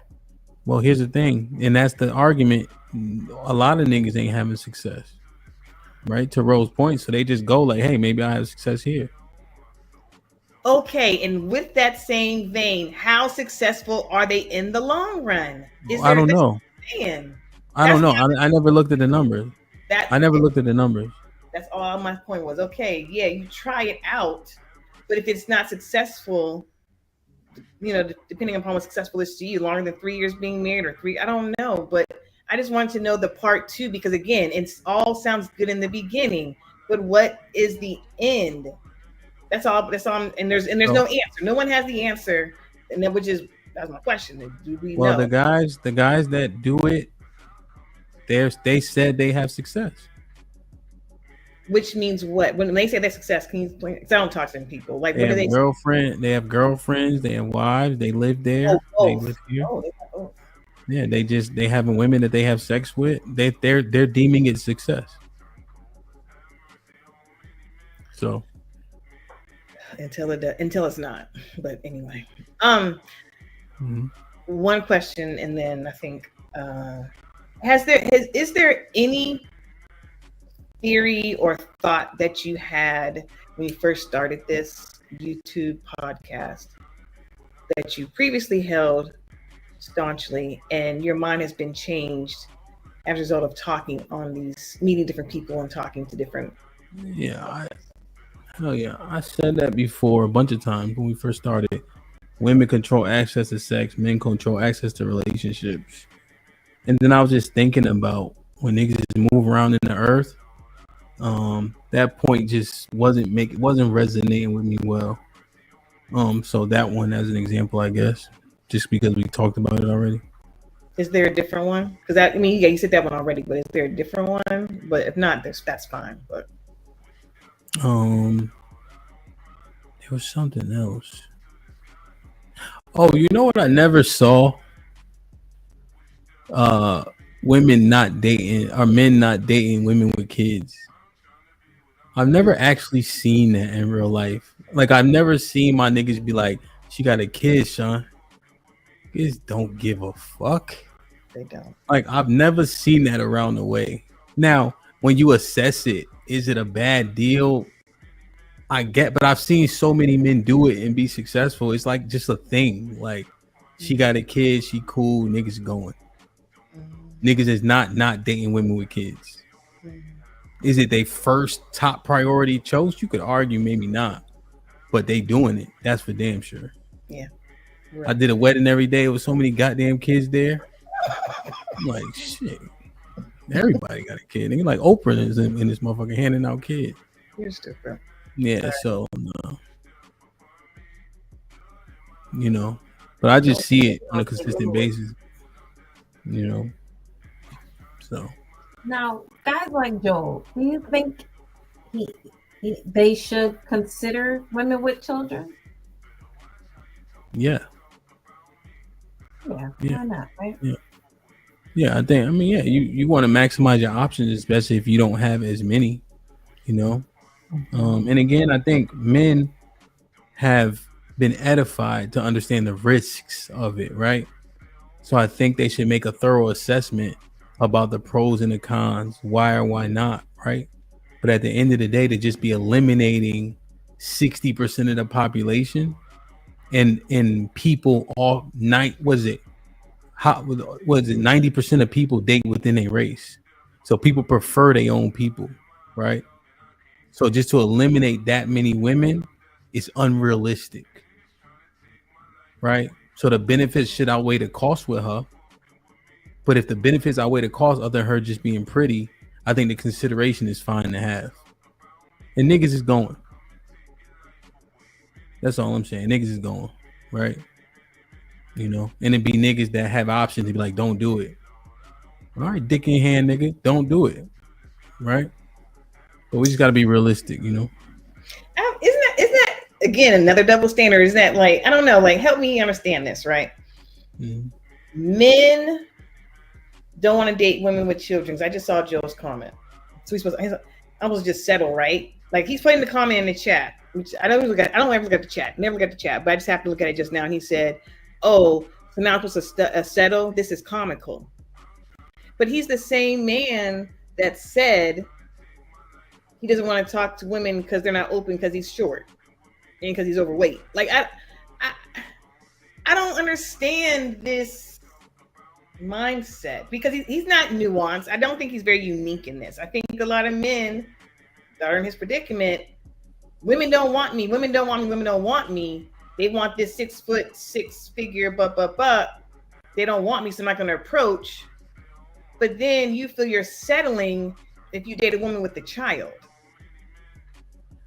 You see what I'm saying, Ham? Like it's not the math ain't mathing on this to me. Like, I'm just looking at options, man. Right. I can tell them don't do it. It's a bad deal. The kids don't fuck with you. They want their real daddy. Niggas know that, right? But niggas know that they don't want to be alone, and they know they have limited options. So men do it oftentimes based on the women they have access to.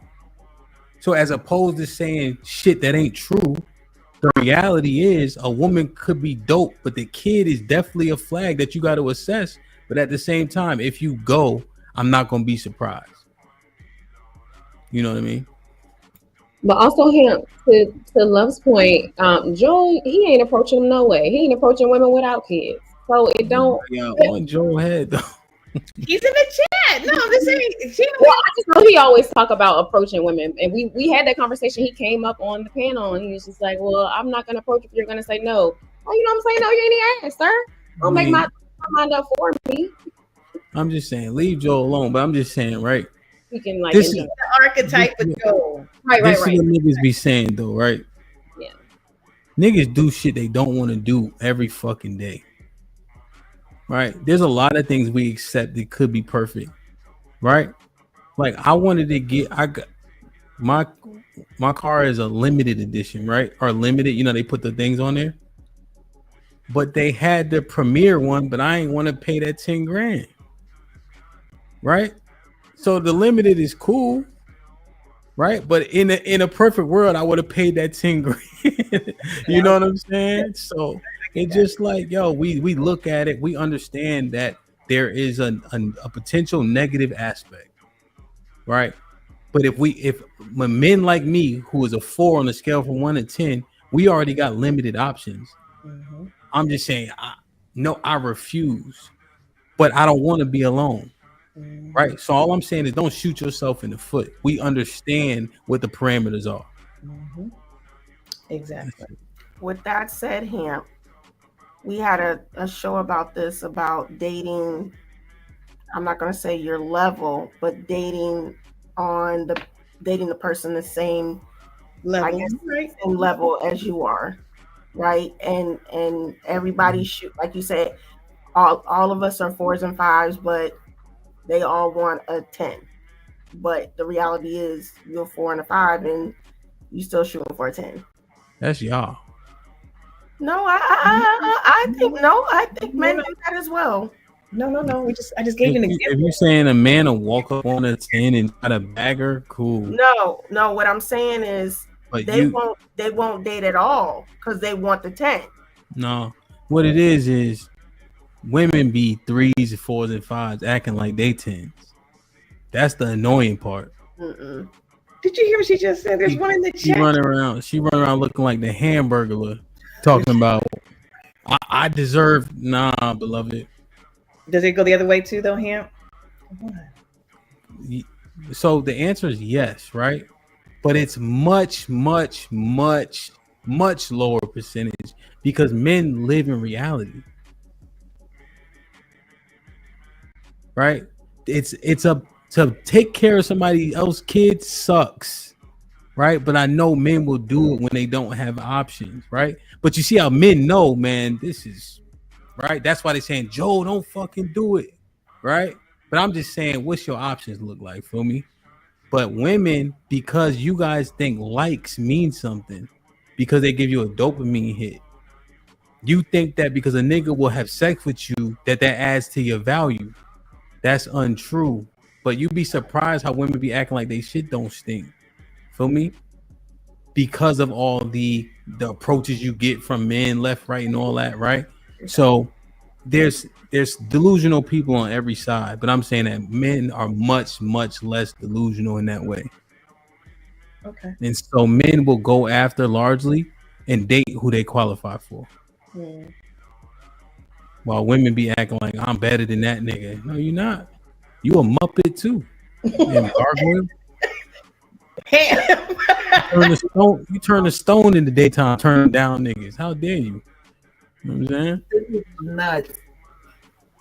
How do you guys plan to address? I gotta cut you off. How do you guys plan to address fatherlessness?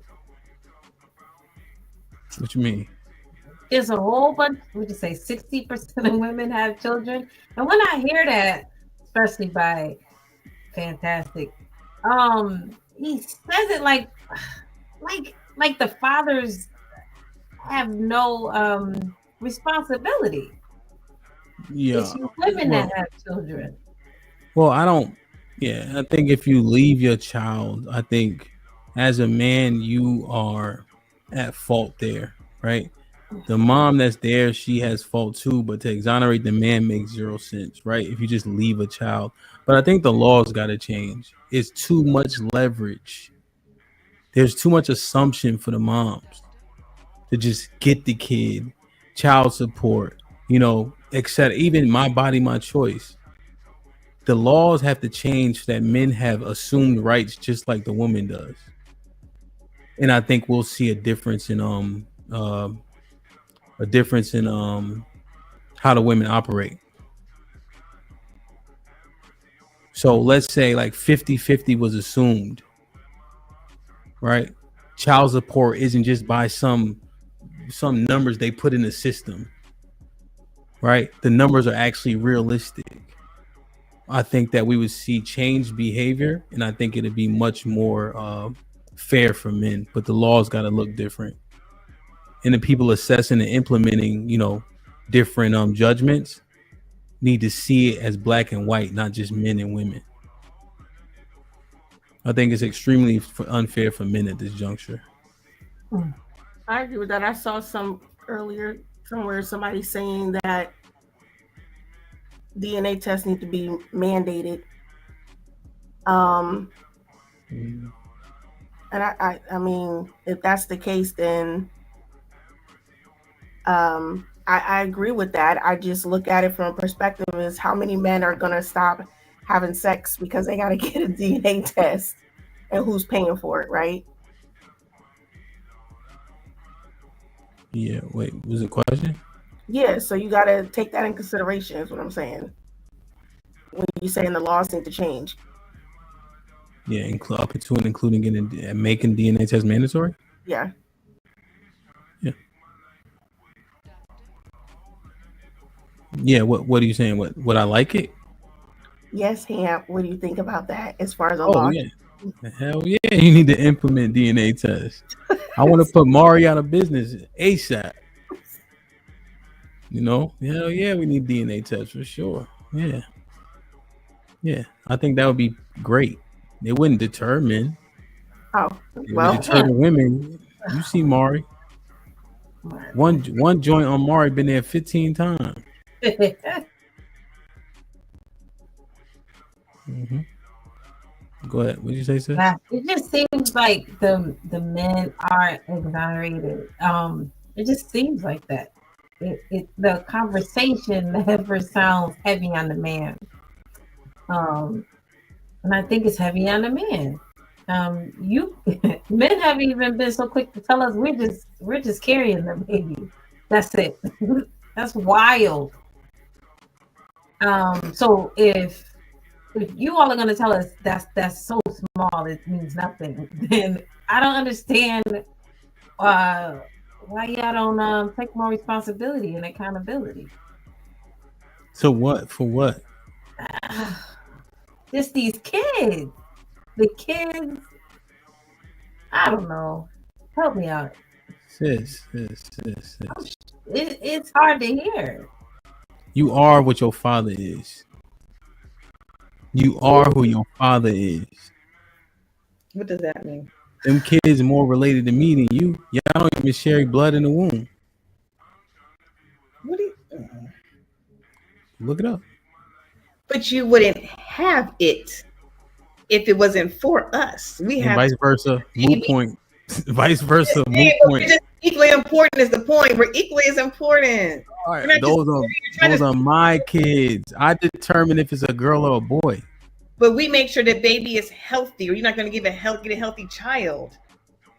So we're very important. So don't diminish our values. All I'm saying, you always do that. Well, no. What actually happened was, sis made sure to highlight the fact that what you guys do. I was just simply saying that you are what your father is. That's all.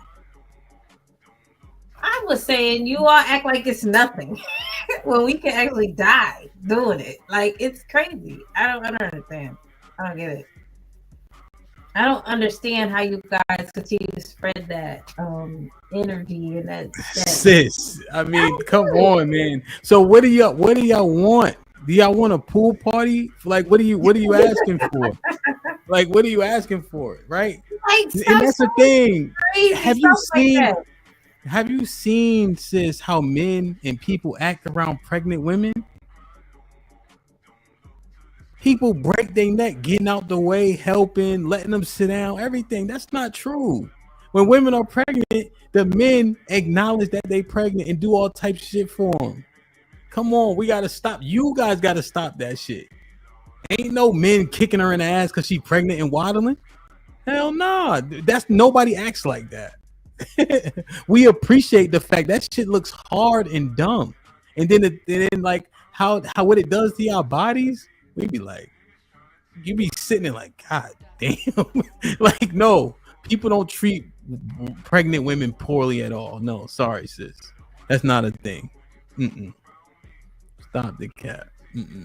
It feels like it on YouTube, but you're right. In real life, it doesn't feel like that. Yeah, you ain't never seen nobody be like, oh, nah, niggas get the door, niggas pull the car up, all types of shit, man. You know, niggas running back and forth to the store getting ice cream.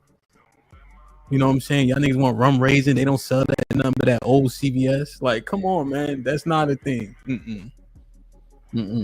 I remember I got one sandwich. It was everything that they had at Subway. I'm like, this is the nastiest sandwich I ever seen. But Subway was 24 hours and that shit was open. Like, niggas do a lot of shit. Come on. Y'all know that. Y'all know that. Stop it. You know? You gonna read your super chat, Tam? Yeah. Like, share, subscribe, tell a friend, hit that like button right now if you can. That helps the channel the most. God. Right. Thank you, Dre on the grind. Gifted 1 membership. Thank you, Dre. Dre, salute my G. What up, buzzin', flip a dozen. Holla at your boy, you thought your cousin was. Joe Pennegar with $9.99 super chat. Thanks, Joe. At Ask Ave, other races can have women while getting their money up because in our community, building together is frowned upon. You often hear this phrased by Black women as, I don't want no struggle love. Thank you, Ariane, for the $1.99 super chat. Don't be the generation of Black women who lost the Black man. Okay. Joe Pennegar, $9.99 super chat. Hamp, Exactly what do you think the average man is supposed to be doing to bridge this gap? Should we start with the ones who have kids / families first? You saying the people who are already in relationships or married? If you're saying that, then I think that by proxy the gap is bridged there. I think it's that the people that are looking for and or want relationships, men need to standardize, right? Themselves, right? And get a set of principles that don't waver. And you'll find that women are definitely attracted to that. You know what I mean? But you can't, it's very difficult to set expectations for others when you don't expect set them for yourself. Ask A for on super chat.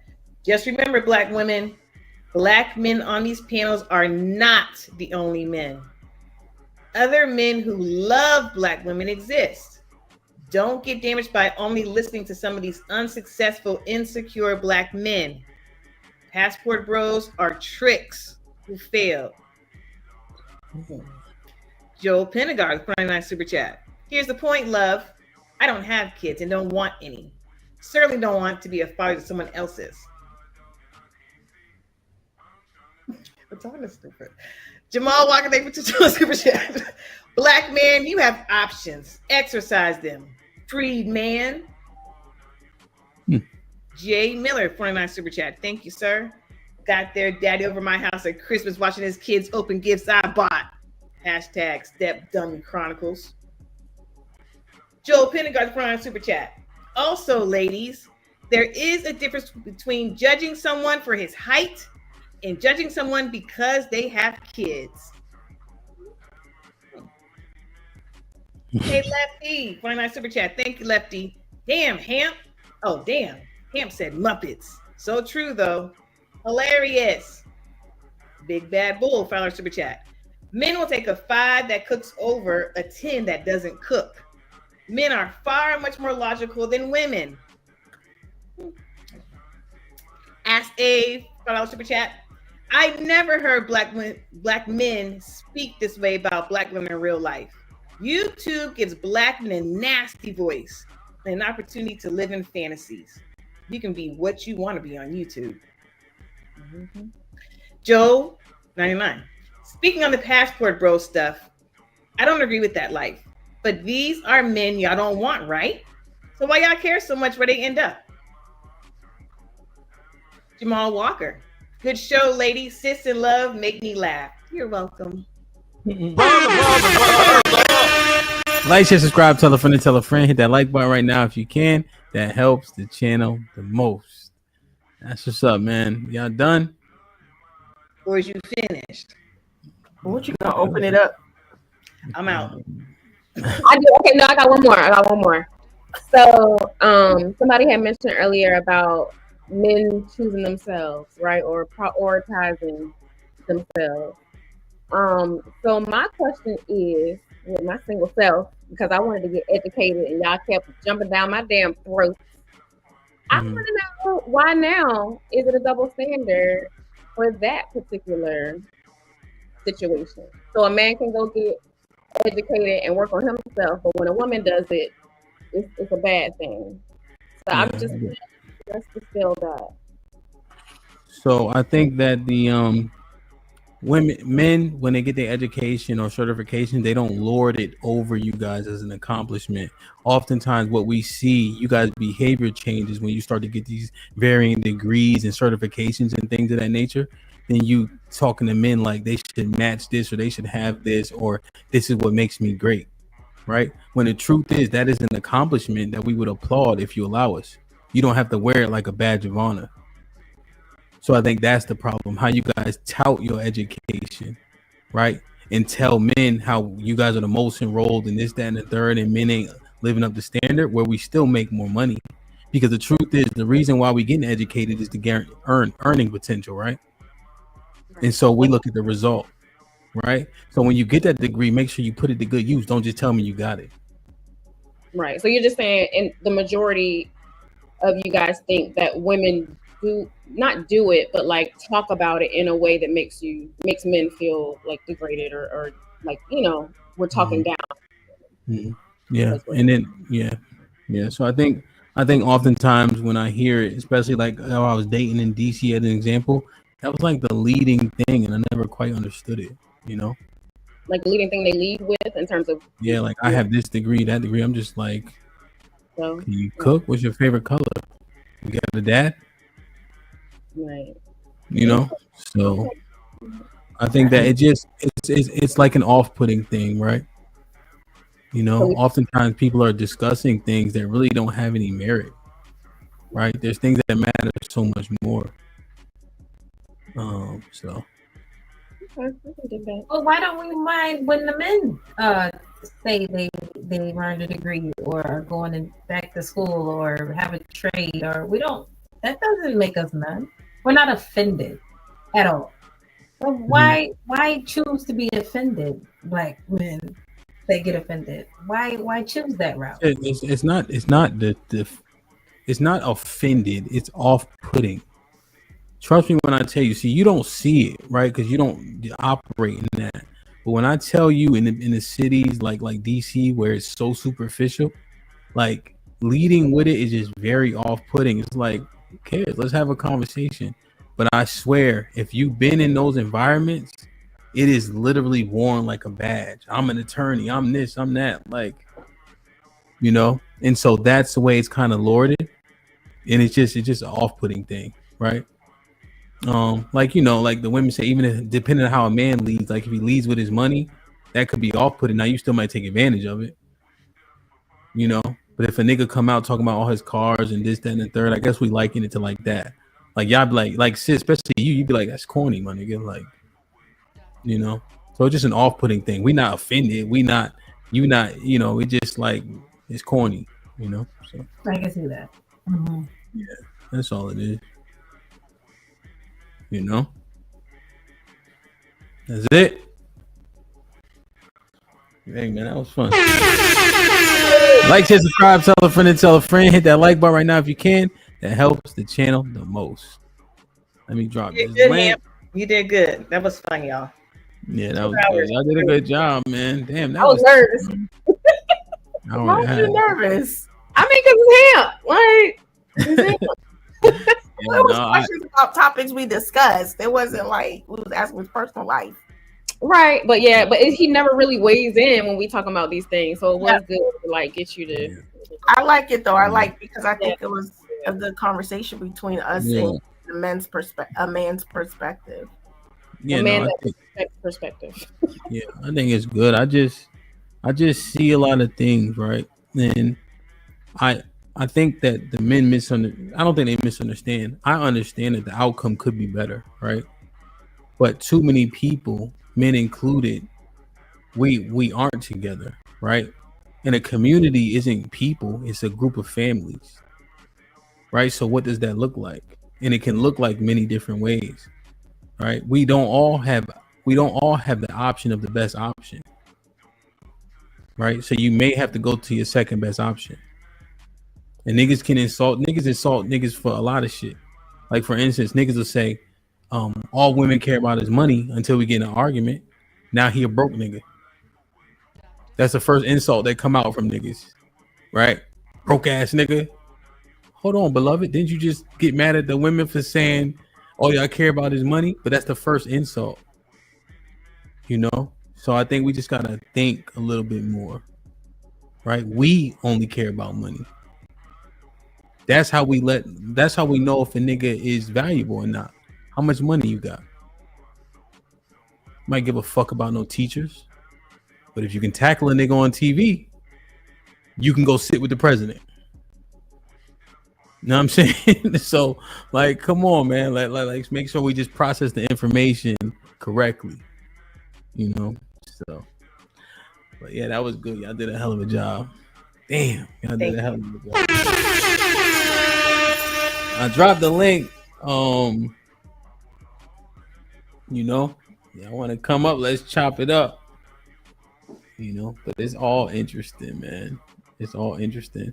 Like, sis, I was showing the fellas from home, and they were like, "The fuck is this?" Like, They be like, I don't even understand, you know.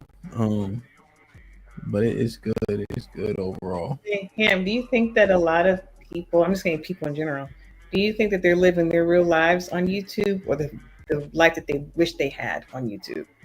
Um, I honestly think, I think the things that people say, they mean it. That's what they know. That's what they subscribe to. I also think that people are learning little by little more and more. You know, I think they are. But generally, I think what people are saying is what you believe. Real shit. You know, I don't think people are like pandering and shit. Because they're pretty consistent. You know, I think people are being honest in what they say. I think so. I think so. Does that equate to living it though? Like I can be honest all day, So, but okay, I see. So I do know that shit is a lot more rough in the house, right?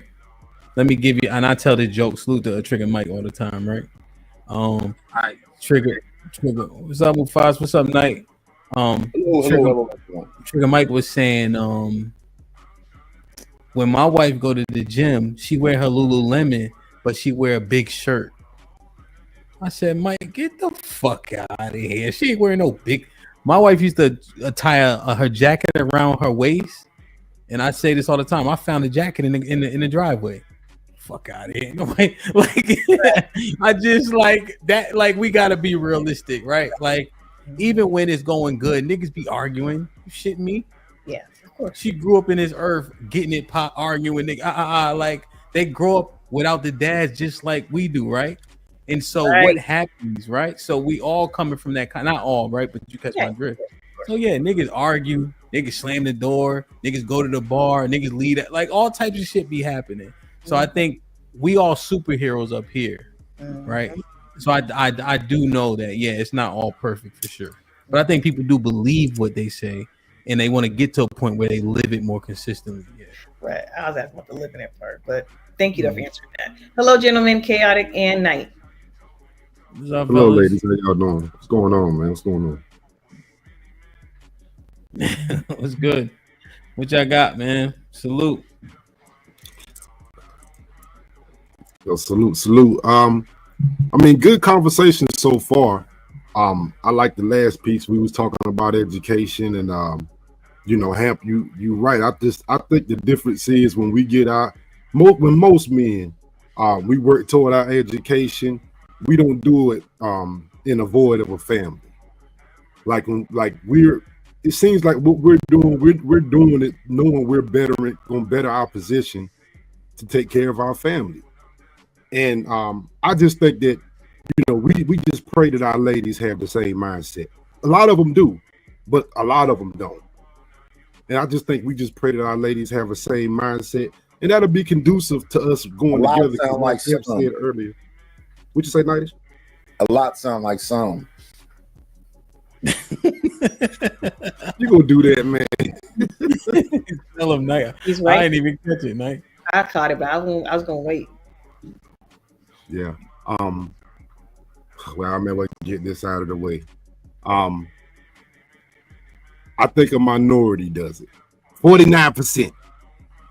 49%. I know we're gonna go 49, 51. I say 49, at least 49%. Or think about someone other than themselves when they're thinking about their education. But it's a lot of people who are thinking about just themselves. Okay, so the majority of women are thinking about just themselves. Yeah, I think the majority, life, men and women, and I think everything is backwards. We should care more about what the teachers think. We should care more about what the coaches think. We should care more about what the firemen think, what the policemen think, what the people that's doing the actual things that keep us together. But it's backwards. We care about the most backwards stuff. Yeah. Yeah, that guy can fight. So what? Mm-hmm. Yeah. No, Night. That was obviously you expounded on the sentiment. Like, there's no way Cardi B sits with a president. That makes zero sense. Or a candidate. It makes zero sense, right?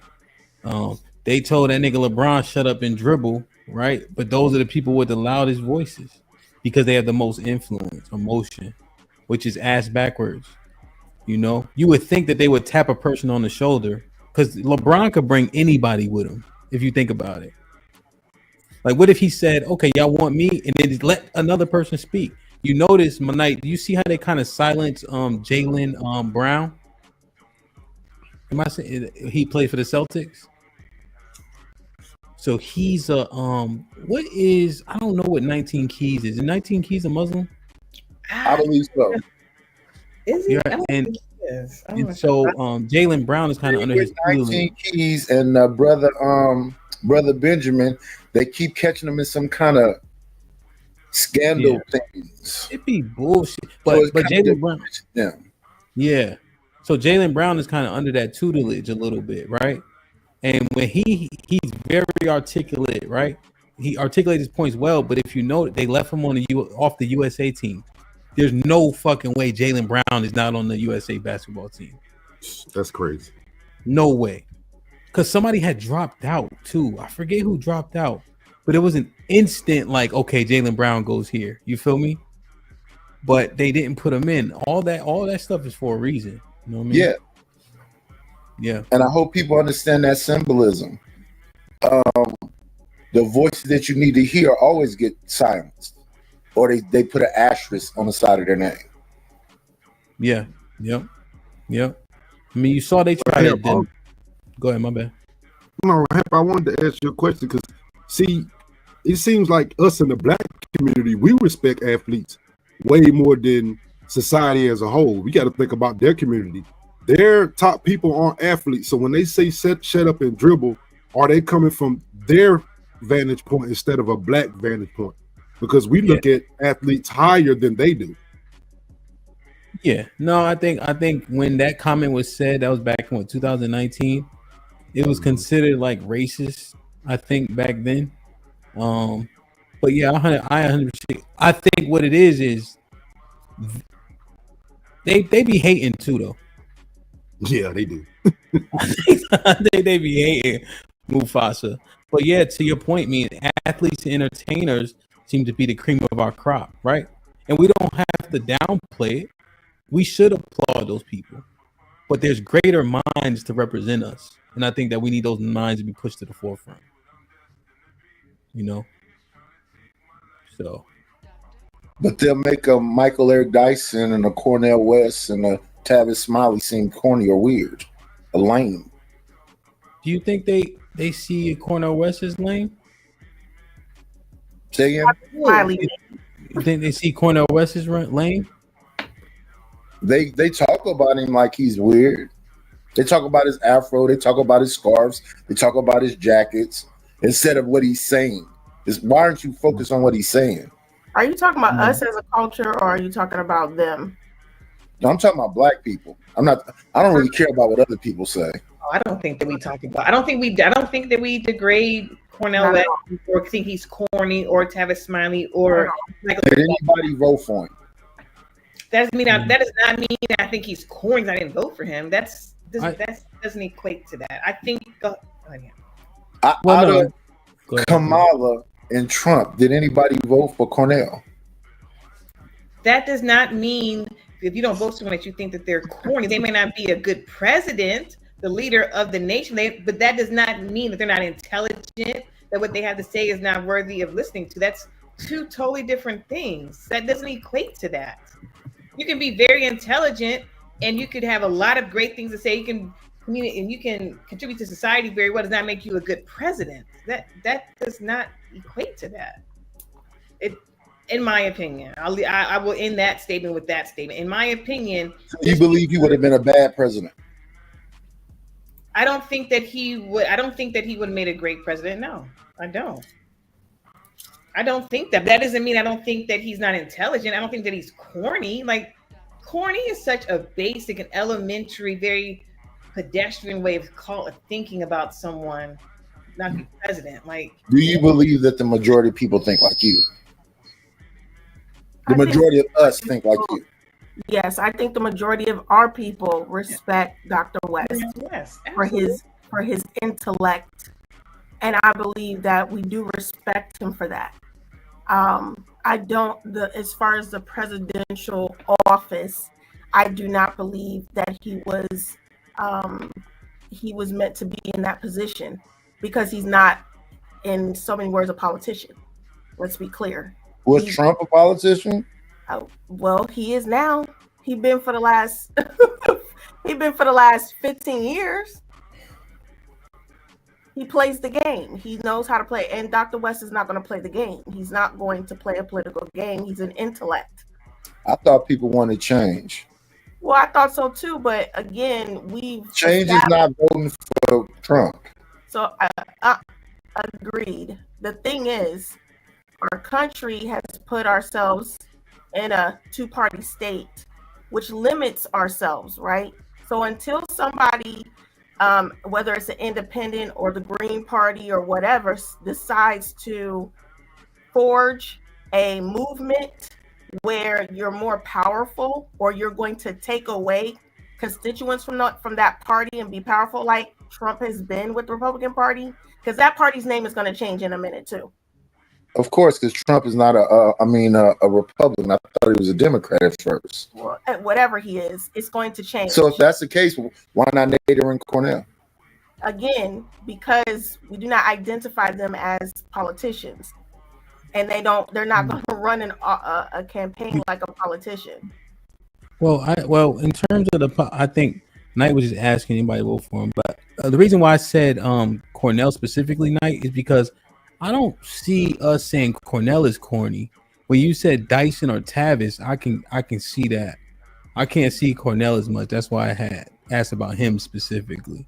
He's eclectic though.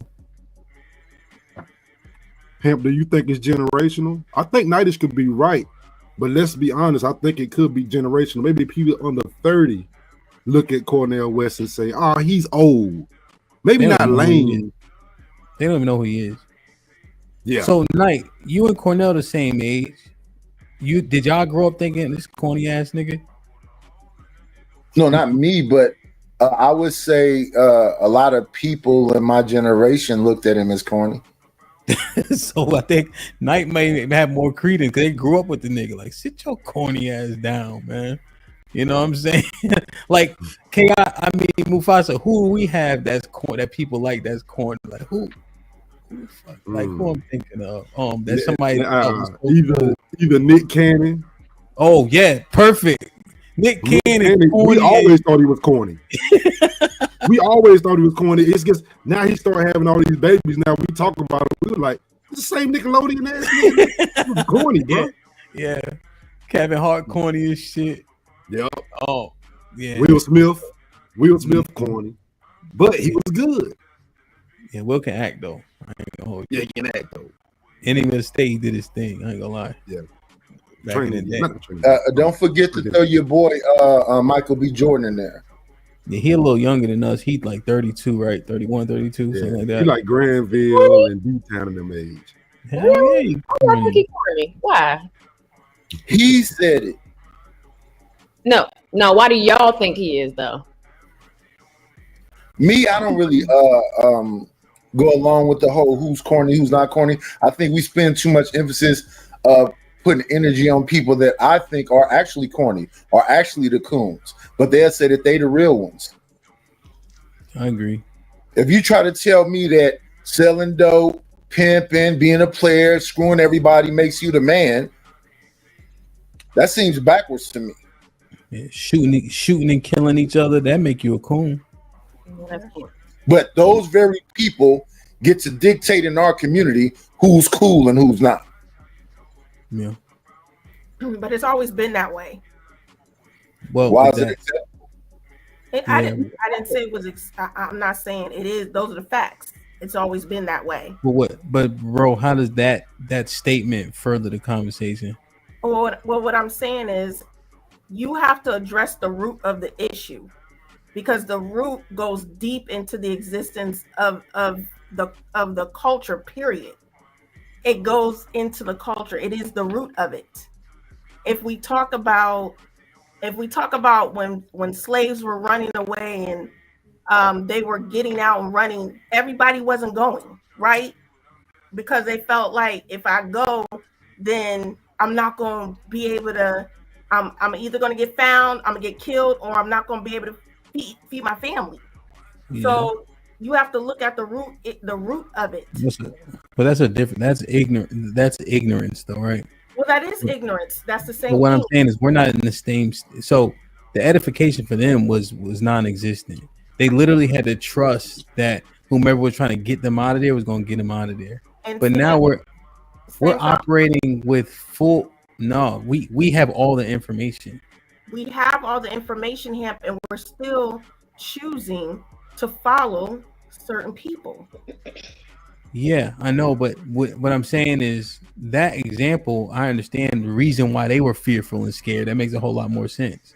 But now perpetuating the foolishness when we have all the information, but that makes not much reading less the information, Hamp. Everybody's not understanding the information. And that's acceptable. It's not about it being acceptable. It just we have to deal with real life. These kids are they're thinking they're going to become millionaires off of TikTok. Well, because they've seen it happen, which is the point. I'm sorry. Yeah, they see it happening. Yeah, well, that's the point. But it is not. It's not, as Hamp says. It's not when he walks the earth. It's not going to advance you too much. It's not for everybody. Everybody's not meant to be a millionaire off of TikTok. And it's I know. The thing that's confusing about what you're saying, based on what you said earlier, everybody's not going to be a football player, yet all our kids want to play football. My point is, if those are the people that they're listening to, you can look confused because you said it. If the football player, the pimp in the street or anything like that, if they are getting kids money in their pockets or telling them to do something, it's not a new thing. I'm not saying it's right. So that's the same as the TikTok person. My point is, it's not going to work out like that for the majority of our kids. And so we have to start introducing them to other things. Okay. We were just the slave point threw us off. My point in that is people are going to do what they need to do for themselves, and they're going to go by whatever is easiest for them or what they feel is important to them. If some slaves felt like it was important to go seek their freedom, that's what they're going to do.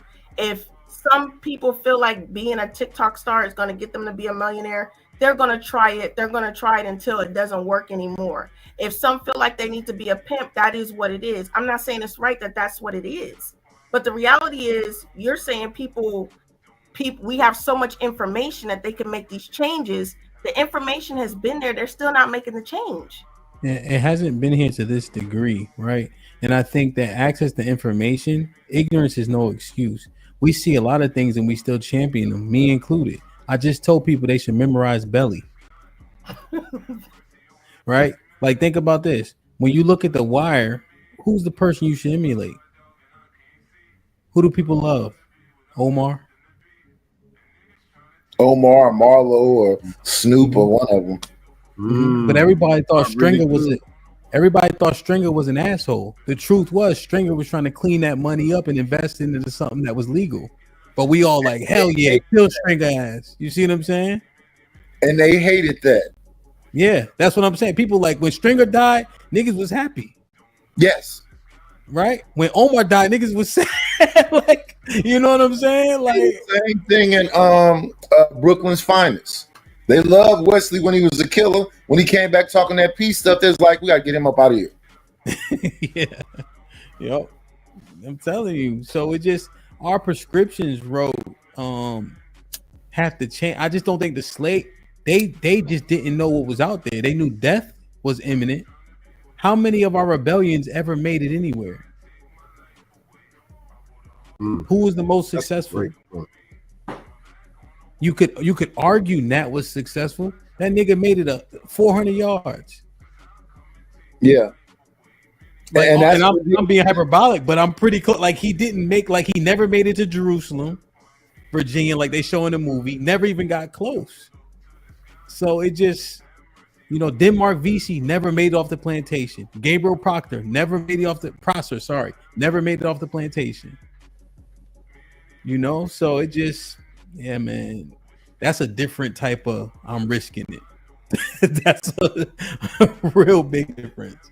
And it's symbolism, and we get a little bit of something, and then they try to run the same play on us again. So like now everybody gonna talk this revolutionary stuff. So you're willing to lose 100,000, 200,000, 300,000, 500,000 to get a little bit of something to make you feel some kind of way while they still play the same game.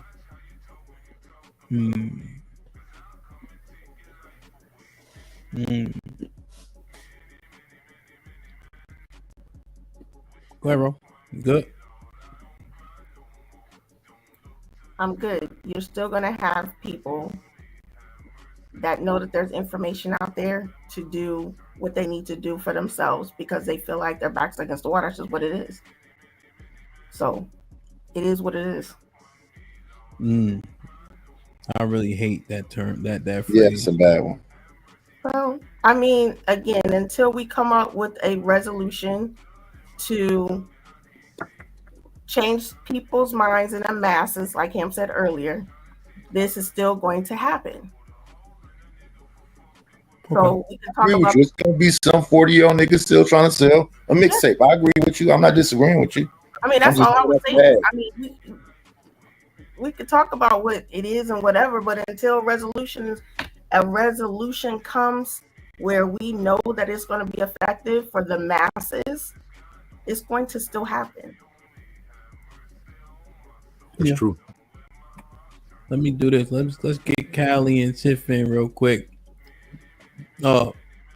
Including one night and Mufasa gonna chime in, so they good. Callie, what's popping? What's up? Good show, ladies, so far. I loved it. I loved the back and forth. Just going through, asking him his opinion, stuff like that about some of the talking points. I thought it was dope. I only raised my hand to talk about the Cornel West shit and everything like that. I ain't never heard no woman talking about Cornel West is corny and everything like that. Not even for Michael Eric Dyson or for Tavis Smiley. I heard it from those two for sure. Yeah, for it's Tavis. Not Cornell. Definitely Tavis. Yeah. He don't have a show anymore. Lamont Hill too. Mark Lamont Hill too. I've heard people say that about him. Yeah. Ooh. Oh yeah. Right, somebody got younger people, not our generation. Tiff, you got a lot of static. Me? Yeah. Oh hell. Like a fan is blowing or something. But at any rate, that's why I threw my hand up or whatever. But other than that, I'm chilling. All right, Callie. Tiff, you unmute yourself. I muted you because it sounded like a fan blowing. I'm still trying to. I don't have it. Just go out and come back in. Okay. Now, what do y'all think? Let me ask y'all this then. What do y'all think? Maybe I'll start with Tiff. Go out and come. Damn, old people, boy. Sorry, Knight. No offense. So, no, I took it. I apologize. I seen you too late. I was looking at her, seen you, felt bad. Feel me? So, what do y'all think about the dating single mothers though? Mufasa and Knight. What y'all think? I'll go first. I think it's You said your name first. Oh, I'm going then, nigga. Hey, I think that single mothers should date fathers, and fathers should date single mothers. I think that they understand their plight. When you're talking about single fathers and single mothers, looks like the majority of the country have kids. And who can relate to you more than a woman who's raising kids also, or a man that's raising kids also? I think men with kids should date women with kids, and men without kids should seek women without kids, because when you start crossing that dynamic, single people entering a household with children already going with the school and doctor's appointments, it can be overwhelming. So I Yeah. say for the majority of us, go ahead and just try to stick together with the people who have children, and the people Yeah. without children stick together. Now, a man, let's say men average like myself, right? Mhm. Well, a little bit below average, right? We have limited options. Should we just be crossing off single mothers? What do you think about that dynamic?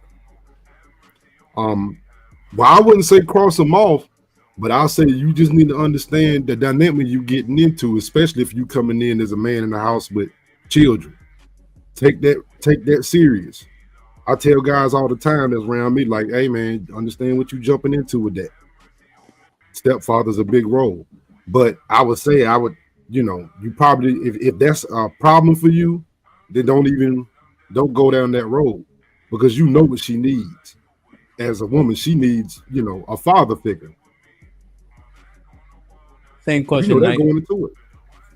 I agree with what Mufasa said. On both parts? Yeah. So you saying keep them in consideration? I mean, understand someday that big old dude that's 6'2" and you 5'9" gonna come and be in the refrigerator drinking out the orange juice bottle, and he gonna say, "You ain't my daddy." Long as you know. As long as you okay with that, I mean, it is what it is. Yeah. Okay. I don't know if you're gonna be okay with it. I'm just thinking, man, if average men already have limited options, to just cut off a whole pool, I think it's unrealistic. You think I'm bugging? I don't think you bugging, but I think the same thing that Mufasa just said. What if he don't say, what if he come and thump you and say, "Hey, little fella, what you doing with my mama?" Who, the kid? Yeah, the kid. The 16-year-old at 6'2", 230, playing football. The whole school like him.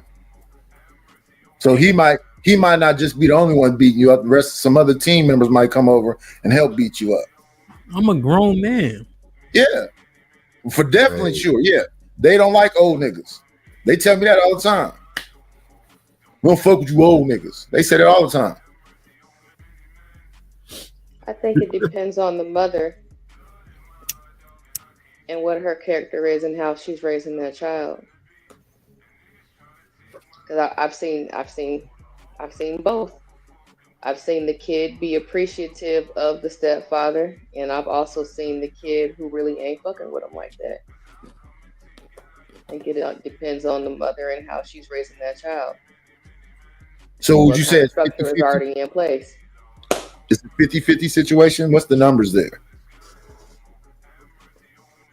I know 2 that turned out great, and I know 1 that turned out bad. 60-40, 70-30. Because he likes to say majority or minority. You're saying I'll answer for you, Callie. I'll say 60 on Callie's point. She's right. The mother is extremely important in this deal. But those kind of mothers, I would think, is like old school. Back when I was younger, if my mother told me to stop, I'd stop and probably get it. Nowadays, I don't see these kids listen to their mom like that. It's so individualistic nowadays. I don't know that we got all these great moms or great dads. I mean, but that's not Callie's point. Her point was that if you her point is great mom, right? Her point is great mom, right? So I see a lot of people that's very individualistic, and they're letting their oldest kid raise them kids. They're maintaining kids. They're not raising them. But that's not who she's talking about. Okay, so what she's talking about is a good mom. Good moms don't raise. They don't maintain kids. They raise kids.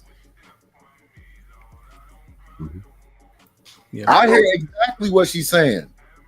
I actually agree with the men. As a single mom, I actually feel better dating a man with children. And mine are almost grown basically. And you would recommend a man who doesn't have kids don't date a woman with a kid? I agree. And I say that because I think that there's a disconnect. I've had single men with no kids say that they require attention. They require, time that I just don't believe a single mother can give. to a man with no kids because he's not going to understand. I got to run the basketball games, band practice, and I don't have time like that. Yeah. What is maintaining a kid? What does that look like? He has a roof, he has food in his stomach, and that's about it. There's no characteristic building. There's no making sure you understand exactly what a man is, because you don't respect men. You're the first person who has no respect for authority, so he don't have no respect for authority. And wouldn't that lack of respect for authority translate into being in trouble or getting in trouble consistently? For sure, yes. Okay, so being that the majority of these kids are not in trouble consistently like that, then what are No. You said Knight answer should. You said should. He said yes, of course. What actually happens is you hear men often say the mom end up sticking up for the kid, so the kids aren't getting in trouble like they should be. No, I'm not talking about with the mother. I'm talking about with the outside world. What do you mean? With school, with police, shit like that. What we was talking If they about? don't respect, if we don't respect authority, we don't respect authority, right? So No. to me, that would. Well, no, Okay. no, but not right. Essentially, so if the mom isn't putting him as authority and questioning him and siding with the kid, he's not gonna look at that man in the same way. The kid isn't gonna look at that man in the same way. She's stepping on his toes. That's what the men often say when they're dealing with single mothers. Which leans itself to Knight's point. They just maintaining these kids. So when you're saying it depends on the mother, the majority of mothers seemingly are maintaining these kids. Therefore, by proxy of that, it would be a bad deal based on if you had to vet the mother or not. So what about So the he kids respects. that no parents? Hold on, sis. So the child respects all authority except for that man. Go back in the to house. no, Callie, you missed it on purpose. Go back to the mom, right? If the mom is not, well, I don't need to say it again. If you're just gonna go to things that I didn't say, I guess what I'm saying is irrelevant. No, I'm asking. I know, but I didn't say anything about outside. I said the mom is not championing the stepfather. The mom is siding with the kid. The mom is just maintaining and not raising the kid. So what about that part? Well, yeah, she's not teaching him to respect authority, right? That man in that house. Yeah, that would be an authority figure, right? Not if she doesn't make him that. The police is assumed authority. The teacher is assumed authority. That man in the house might just be John.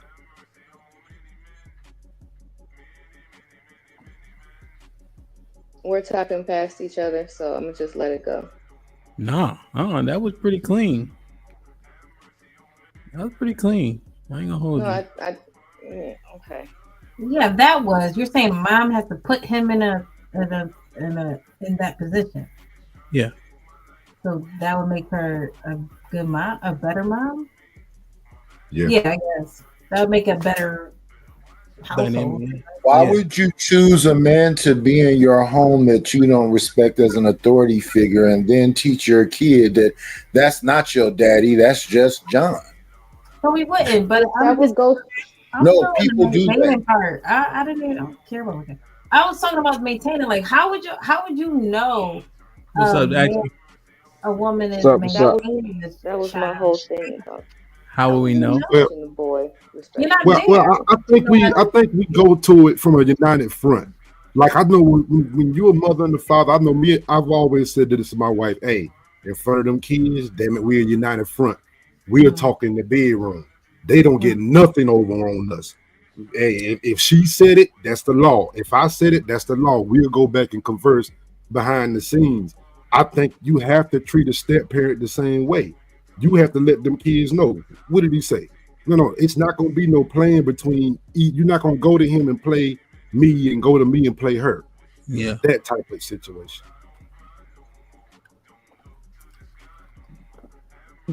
Which goes back to my point about teaching the child. The mom would be the good mom or whatever, the one that's not just maintaining the kid, would be the one to teach the child to respect authority. And if you're bringing that person into your house, you're also going to teach them to respect that authority as well.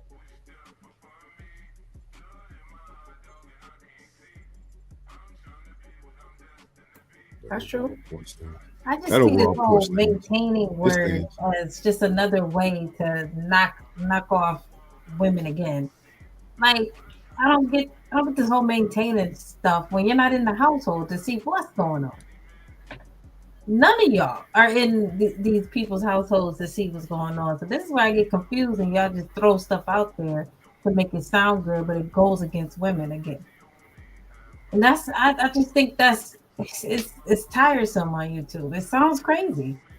You know how much work goes into raising a kid? A lot of men wouldn't even know because we have the children. A lot of men don't have the children and don't want them. So this is where I'm just a little bit confused that y'all just love to put these words in play and it's going to become part of the rhetoric. Very. At some point, do you feel like if a woman has a child as a younger person, because a lot of times I think we don't discount a lot of women or young girls will have children at a very young age. I have one son, I had him at 17. He has his dad and my husband. He's been in his life, but I just don't understand, like, where are these horror stories and saying like, oh, this is a thankless job? Like, no, it was a benefit. He taught him how to tie his tie. All of the things that had to do with manhood, he was consistent. There's no bucking the system if a man has a relationship with the child. What I keep hearing to me, like with men, with marriage and with children, if you're trying to lord over people and not have a relationship and not build a bond, then you're going to have an issue. If your wife trusts you and you have a relationship with the child, it tends to work out. Now, this whole it's a bad deal, this, that, and other, like if this person is somebody that you care about, you're willing to do it. I just don't understand. Do you want a person that has had a child just for the rest of the time? She's sully. Don't do it. No, I think what it is people are looking at ROI. Mm-hmm. The return on investment is already low with your own. Is already low as hell with your own goddamn kids, let alone somebody else's. Age, am I lying? Come on. Tell the truth. Am I lying? What's the ROI on kids? Let's keep it real. I don't think you can go into it with that perspective, though. I don't know what you're talking about. Answer your question, Hamp. I only have one. Because I said ROI though. ROI. That's what I'm saying. I only have one for that reason. Because it ain't there's no guarantee. Yeah, that's Nah, So but with that's that being the why you case- have many of them.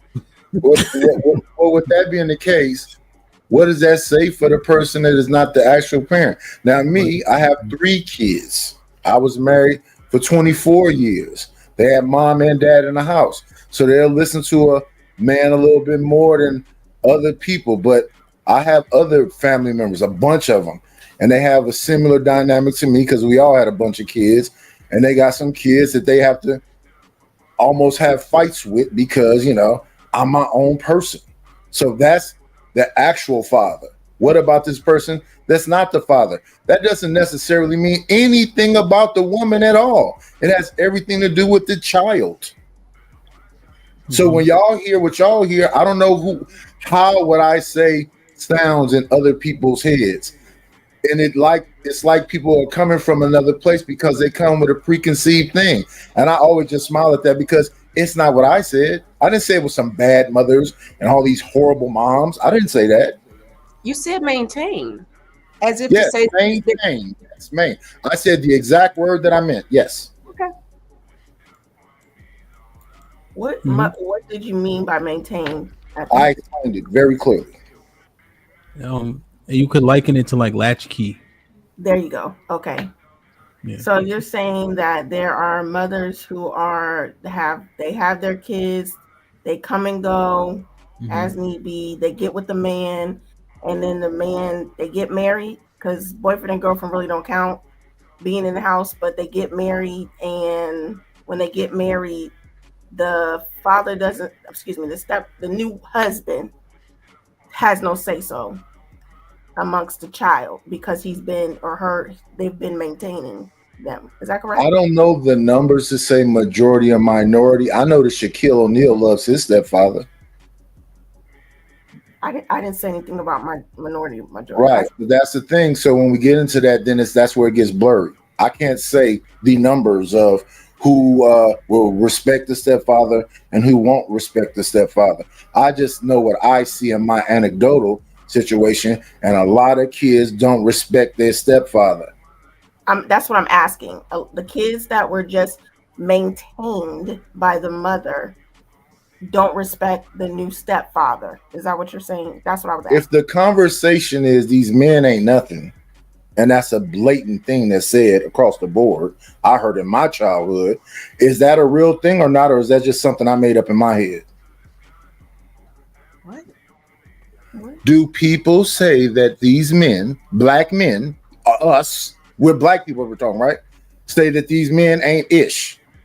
So if this man that you with that ain't ish, that you might marry also, that everybody else outside of you think is that way, is that somebody you think somebody will respect, your child included?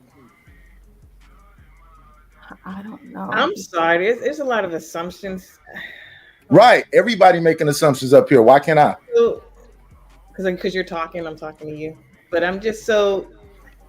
Who would marry a not-ish man on purpose? Because I mean, that's the first assertion that just messes up the whole entire argument for me. Because why would you marry a not-ish man and then expect your kid to respect him? And obviously, you don't either.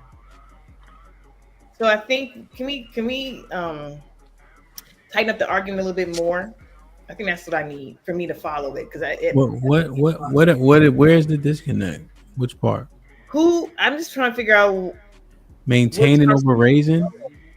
Huh? I don't think. I don't.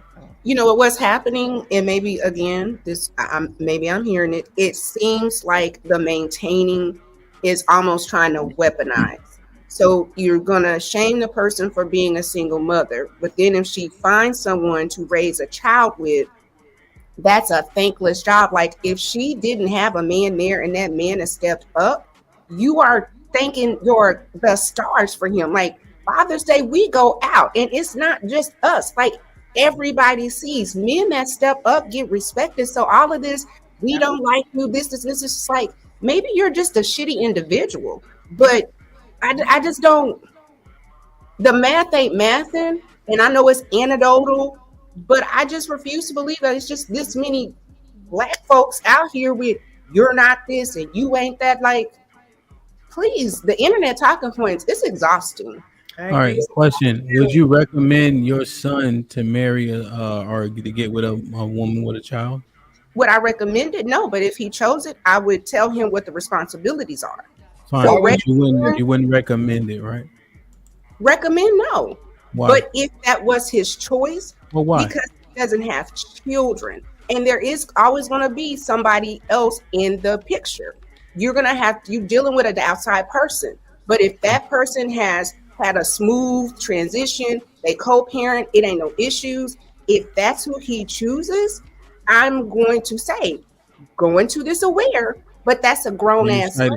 My son is grown. A lot of assumptions. The issues, right? You cited the issues, right?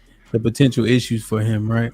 Yeah. And I think that's all they're saying. So what else is being said is, if someone is raising a child on their own and they have to work, right? Oftentimes you don't have the time to pour into the kid as you normally would if you could double team the kid. But you're going to make sure the kid has food, has shelter, has clothing, has transportation to get to where the kid needs to go. But oftentimes you're not going to be able to do those extra things that go into the raising aspect.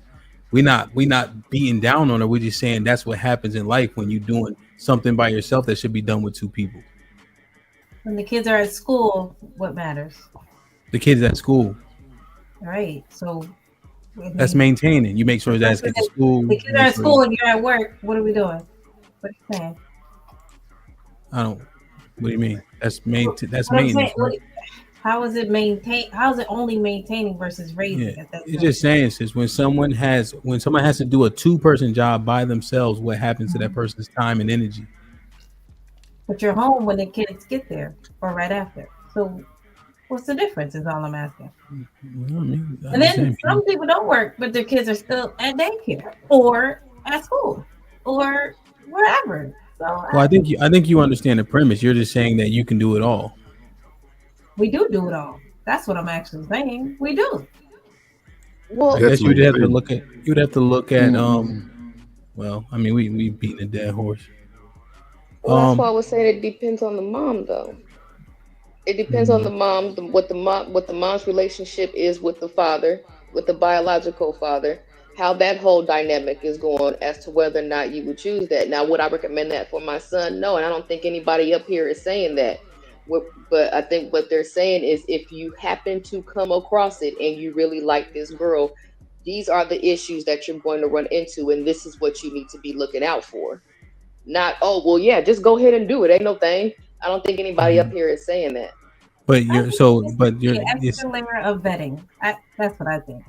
Because you can get one single chick and she will tear your life down.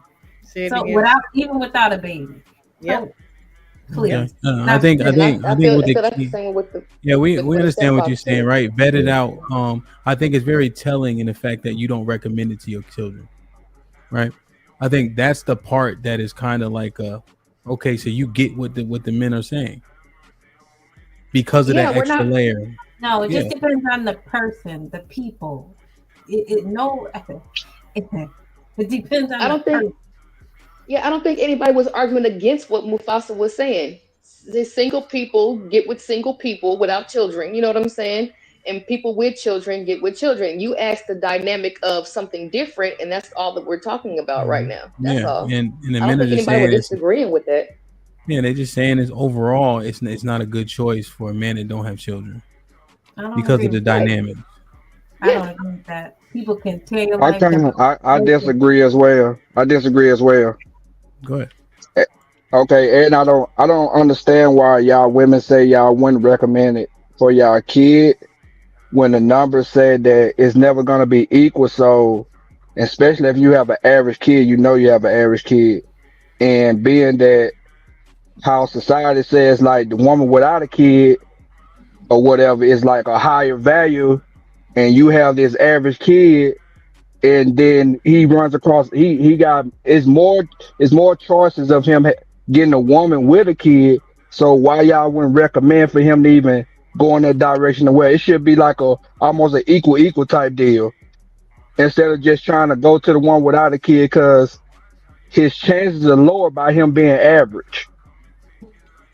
Because like it seemed like only the top echelon would even qualify for the one without the kid.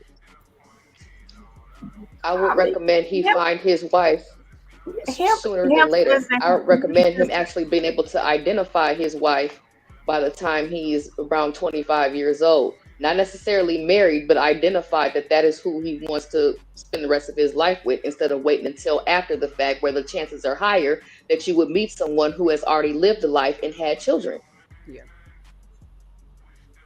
Okay, now what's the likelihood for the overall group of us of that happening?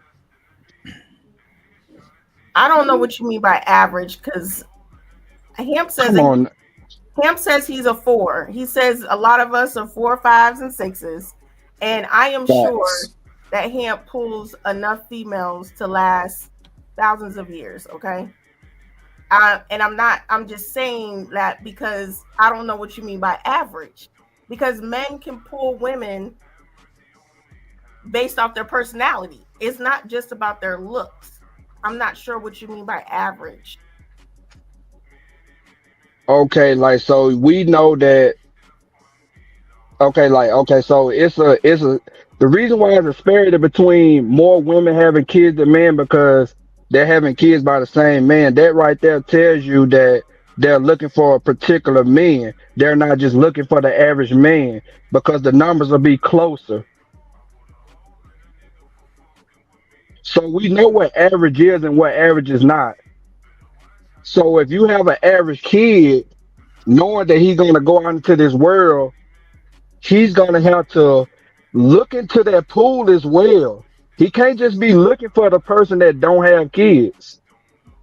He's gonna have to look into that pool when have kids, and he's gonna have to almost weigh them equally. I don't know what you mean by average, because again, it just Come on now. You saying average? What do you mean by average looks? Are you talking about Yes. Average looks, average wages, average living, like just an average guy, construction worker, barber, whatever. Like an average guy, just a everyday average guy that you see every day. Not no lawyers, like an average guy.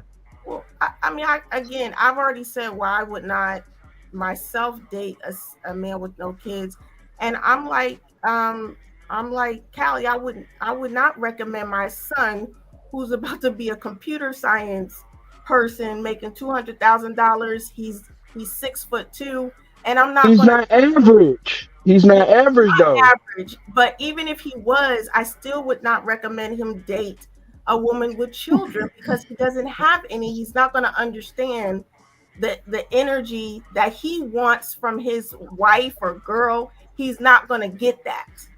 Bro, I get what you're trying to do now. Average people every day, all the time. Thank you. That's what I'm saying, and that's what I'm saying. Average people get with average people, and most people and all women, even with the kids, are still in that average range.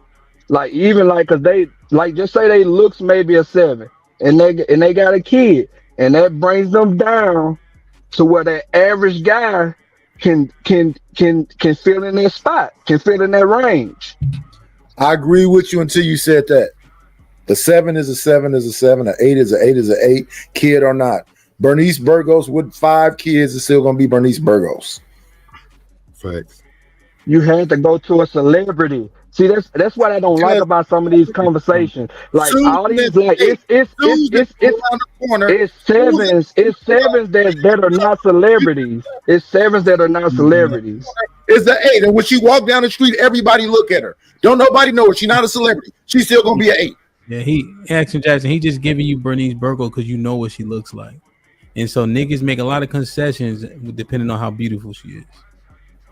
Okay, and that would be the same thing for an average dude. She see a nice looking girl walking down the street with a kid. He gonna say no just because he ain't got no kid? No, what I got Action Jackson saying, average nigga is dealing the average pool. If you eliminate women with kids, that pool becomes extremely small, and in theory is unrealistic for an average man. So there's no delusion. Exactly. 8s, 9s, and 10s. Let me get.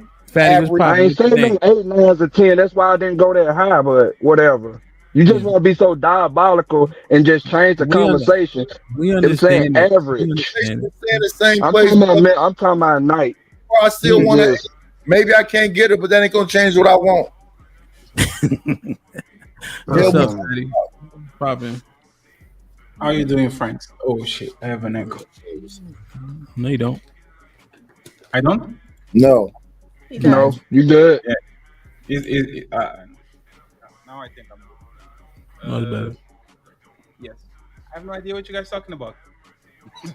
I was listening for like 15 minutes and they jump in a lot. Yeah. What we're talking about, men dating women that have a kid. A man that doesn't have a kid. How viable is an average man to not be able to date a woman that doesn't have a kid? Over here, you know what I mean, with the percentages and such.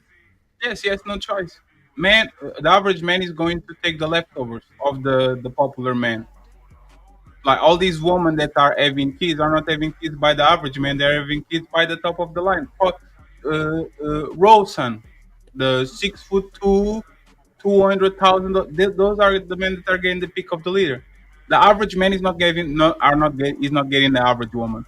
The average man has to wait 30 years to get all these leftovers of these women that didn't get the guy that they want, so now they are settling for the guy that they can. So it's not about the man, it's about the woman. The woman has to be damaged I'm not going to say damage. The average man has to go and buy a car that had three owners before him. That's usually how he is. Like he's not going to the stand buy a brand new car. He has to wait, get a little bit of money or a little bit of value. Let's go with that, and get a car that had two previous owners. That's all they can afford. Yeah. That's how it is. In fact, I was saying earlier, I think Acting Johnson kind of said it as well. If you average to just eliminate women with kids is unrealistic, and you shrinking your pool down to very minimal, especially given 60% of women have kids. Like it just makes sense. Yeah. So You know. a couple of hours, I was doing like a bunch of audio tests on TikTok, and we got like two random women with 300 people watching, and she was behaving like she was the princess of whatever. And there's the reality. Like the average woman, it's the disparity between the average woman options and the average man options. I don't think women actually realize what it is. Because, like, for example, when Love mentioned you, like, you are a people person. You are outside. You are a DJ. Like, you actually have opportunities to do so. You're part of a fraternity. The average man is not outside like that. He has a regular job. He probably sees 50 women on his vicinity, and they know him. Like, look at your mail. The guy that goes and brings you mail every day. Do you think that man is balling? No, he's not. He's not. Yeah. And he has to wait. He has to wait his turn. And that's what most men are doing, are waiting their turn. The most men that want to get married and are not having the pick of the litter, they are just waiting a decade, 15 years to get what they wanted 15 years ago, which is the most fucked up part about this conversation. Ask these guys that are marrying at 35 if they didn't want the woman that they married at 22. They had to wait. Hey, Fatty, here's another question.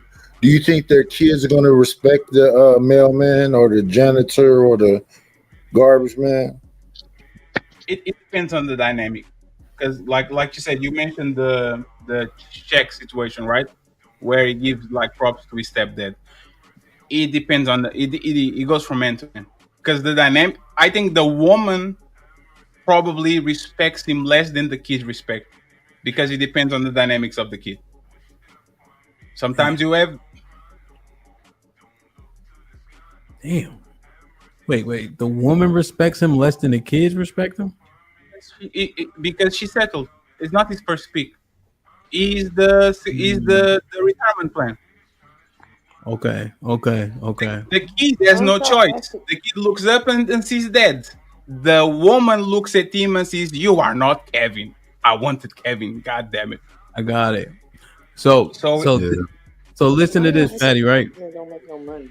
CJ was telling me, we was having this conversation, and he was like, "So Hamp," I think he called me like a 4 or 5, right? Which I accepted. He's like, "If I get with I could probably get a 7, right? But the 7 gonna be disrespectful, cause I'm not her first pick. But if I get me a 3, she gonna revere me. In which case, she not gonna have all that mouth." I used to believe that, but I don't believe that anymore. Yeah, I don't believe that anymore. No. So, like, usually they say don't go for 9s, 8s, and 10s because you are going to get in trouble. Like, that's kind of fair. But this is like human nature, right? You buy a BMW, you drive it a year, now you think you are the BMW. Now you buy a Ferrari, you drive it a year, now you don't look a Ferrari like it's special. This woman and this man get with the guy of their dreams, and as soon as they get 1 year, 2 years, 3 years under the belt, they smell the farts, they see the socks all over the place, they see the pee on the floor, all of that. Now you're not looking at Tom Brady as Tom Brady, you're looking at Tom Brady as, man, this guy is an annoying as fuck. So it's human nature. We are being bombarded. Like, our brains are completely. I can even read a book now of how my brain is calibrated to TikTok, swipe, interactive, click on da da da da da da. Do you think I can even stand with the same person for 5 years, 10 years without get bored or irritated by that person? My brain is different now. So the microwave society, everything quick. That is You know what's crazy? I went to read this book today, right? You know what I did, just to your point? look for the Audible version first. And I was holding the book in my hand. That's crazy. Like, that's a shame, man. Damn, that's a shame. Because the idea. See, Hamp, man, hey Hamp, I wanted to ask you something too, but that's why I said my point was that men with kids should date women with kids because they will understand that dynamic. Most the women are thinking like, hey, okay, you saying, oh well, the top tier men had kids early. Where there's also people that's breaking up every day. And they saying, well, if I broke up with my baby daddy, an old girl across town broke up with her baby daddy, and I'm gonna get with her baby daddy. My baby daddy gonna get with somebody else who got kids. We agree with that It's like, sentiment. it's just like the dating within each other. So they don't look like it. They don't look at it as, maybe it's not that they're getting a lesser man now. They're getting men that already have kids. But he's a lesser man. But it's not enough though. He's a lesser man. It's not enough. If you have kids, you are a lesser man and lesser woman. Because if you are a man, that woman with 2 kids is going to be a burden. If you are a woman and that man has 2 kids, there's less resources for you. So he's a lesser man and a lesser woman. Like that woman, she's not mad about the man having kids. She's thinking that's less $700 for my kids every month. Because he has to pay child support, he has to give the books, the bags. It's not that he's less in value, but the kid is going to take resources, and women are marrying for resources. So yes, if everybody men with children have the most resources, though. What'd you say? Men with children have the most resources. No, because they're giving resources away. Their resources are in demand, though. Their resources are spoken for. No, so if you treat well your kids, other women are going to see it as a positive. Oh, damn, chaotic Mufasa treats his kids pretty well. He's going to do the same to mine. So that's as a plus, right? But when it comes to the end of the month, when she sees $4,000 get into your bank account and $600 go to your ex, that's going to cause some friction because she would rather have all the money. That's the reality. And there's no problem with that. There's no problem with that. But especially if you are a good dad, you know that you're not going to take McDonald's for your 2 kids and the other 2 kids are going to watch. You're going to buy 4 McDonald's, right? Yeah. We know, like this comes with the territory. So, no, good point, because you have to take care of your other kid. I get you. I get you. I want to know if anybody's ever looked this up, but the question just popped in my head right now. Does anyone know what the percentage of women? What is the percentage of women that have children under the age of 30? I don't know. In recent time, it's pretty low, right? No, they are having more kids than getting married. Most women are having kids way before they get married. So you think women? You said under 30, though, right, Callie? Yeah, under 30. You think more are having kids under 30, Fatty? The average age of marriage on the West is 30. The average age of kids, I think, is 25, something like that. Callie, the stat is 2/3 of children. 2/3 of children in the U.S. are born to mothers under 30. Yes, 2/3. Right, but that can also be multiples. I want to know the number of women who have children under 30, not the number of kids. Oh. And that's where the problem lies. That's my issue with statistics. They have sample sizes, and from them sample sizes, they tell you this. So it'd be 1,000 people, but 100 people did something. And then they say 100% of those people that did this do X, Y, and Z. But what about the other 900? Well, the census says 26.2% of women have children. So a minority. So it's neck and neck with the men of that same age. Go to census. Because according to the census, or whatever, 26% of men between the ages of 20 and 29 have children.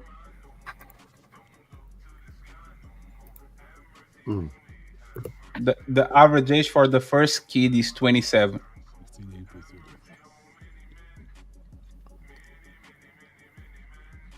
So, Callie, what are you trying to identify, Callie?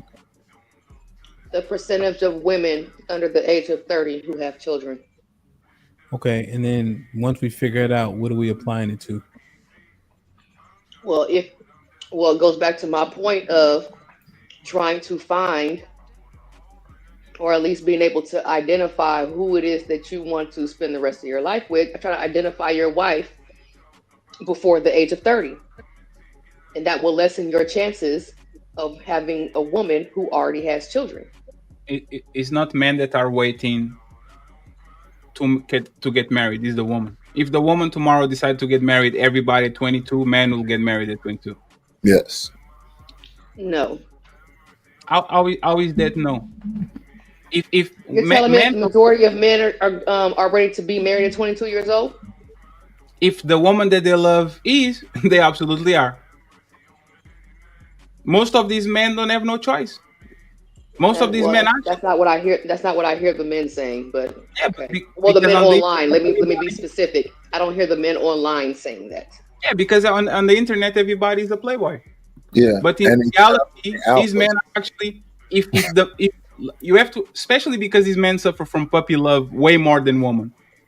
But if these men get a woman that they actually are attracted to at 24, and that woman is adamant that she wants to get married, most of these men are going to get married because these women are the one dictating the terms of the relationship. An even better question: don't more men want to get married than women do? Young men, at least that's what I hear. And I and don't hear that. it's not an accident that the I ain't age gonna of say all that. it's not an accident that the age of marriage is 30. That's when women start to panic. If men were the ones choosing to get married, the age of marriage would be 40.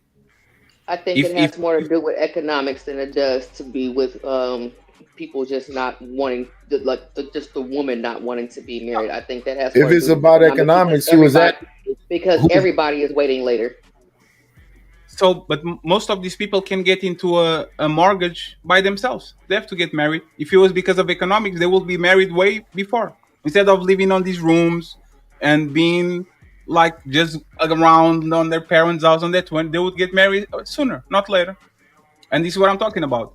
If men are the ones that are dictating this age of marriage, men would not marry at 30. 30 is a very random age for a man. You'll be 40. I'm tired of the game. 20 years outside. Already have money. Already tired. Let me start living my life. 30 is a age. Is a woman's age. Is the Whatever you say, Fatty. But if a typical man's brain does not fully develop until 26, I mean, like, I just don't understand the rationale. Like, adulthood is delayed. Our grandparents and the people before them got married much younger. We don't live in that same world. So, in the reality of where we are, the skill set, and where people are developing, people are marrying later because maturing as an adult is later. no. If But y'all you, not They're gonna stop having sex though. Ain't nobody married. stop having sex. No. Yeah, because they were married because they couldn't control their body. Your grandma and your every time they had sex, they had 3 babies every time. Now they can control it. A woman doesn't have to have kids at 21, 25, 27. All these women are getting kids on purpose. All of them, 99.9. They fucked 1,000 times before they had the first kid. So it's a question of choice. Your grandparents didn't have a choice, you have. So you wait.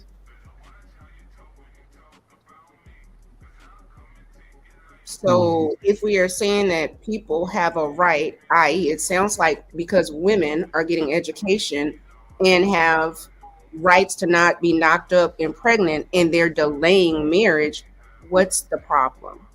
Because they're fucking a lot. It's not that they don't want. It's not that these people are. When people say, "I'm working on myself," I'm practicing self-love. There's not. I'm here in my room reading poems and practice painting and traveling. It's I'm talking with these a lot. I have a rotation of 4, and when you get to your husband, the repercussions are going to happen.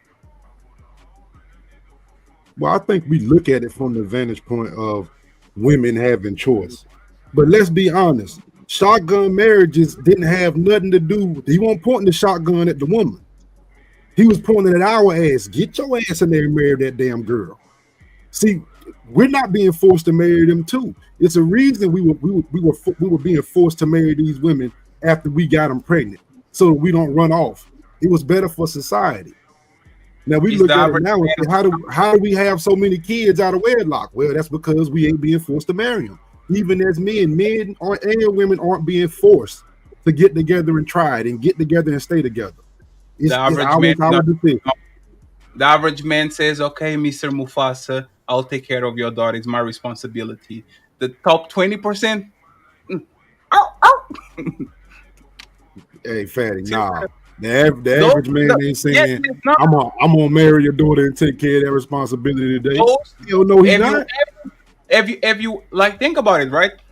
Look at your friends, like your female friends that got uh pregnant by a guy that they didn't want, like that didn't want him like that. Was this the regular Joe, the ice cream man, all that, or it was the bad boy of your area, the dealer, the thug, the guy that the soccer player? Like these are the guys that you have to force to shotgun marriage. It's not the regular dude.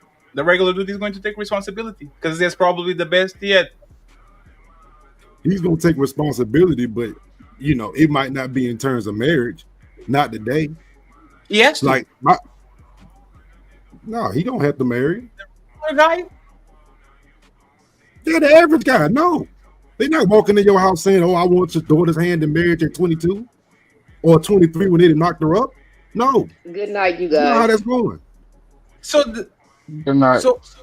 so who do you think he was being forced to actually, like? Who do you is the regular dude, like the good kid, the guy that has good grades? Like these people already, they know their responsibility.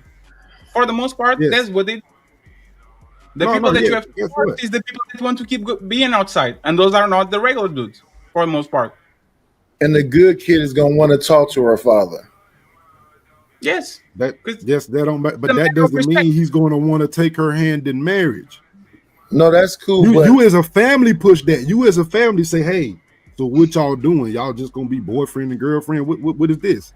See, because leave it up to them kids, they just gonna, hey, we just chilling. See, it's kind of a standard that you say, hey, young man, my daughter isn't. She grew up in a household of marriage. Oh If my this is goodness. what's gonna happen. This is what's gonna happen. If not, a lot of these boys out here today ain't looking to say, "Hey, I'm willing to jump down on one knee to marriage." But A lot of them haven't had fathers. They haven't seen this stuff. Who's making a deal to these about the men? The other day, you on your show, Mufasa. What was that clip you had of the guy that came up and saw his girlfriend and was like, "Why are you out so late?" What about it? And then it was the guy that was in the house eating food, crying, talking about he's tired, he's not finished. These are the good guys, right?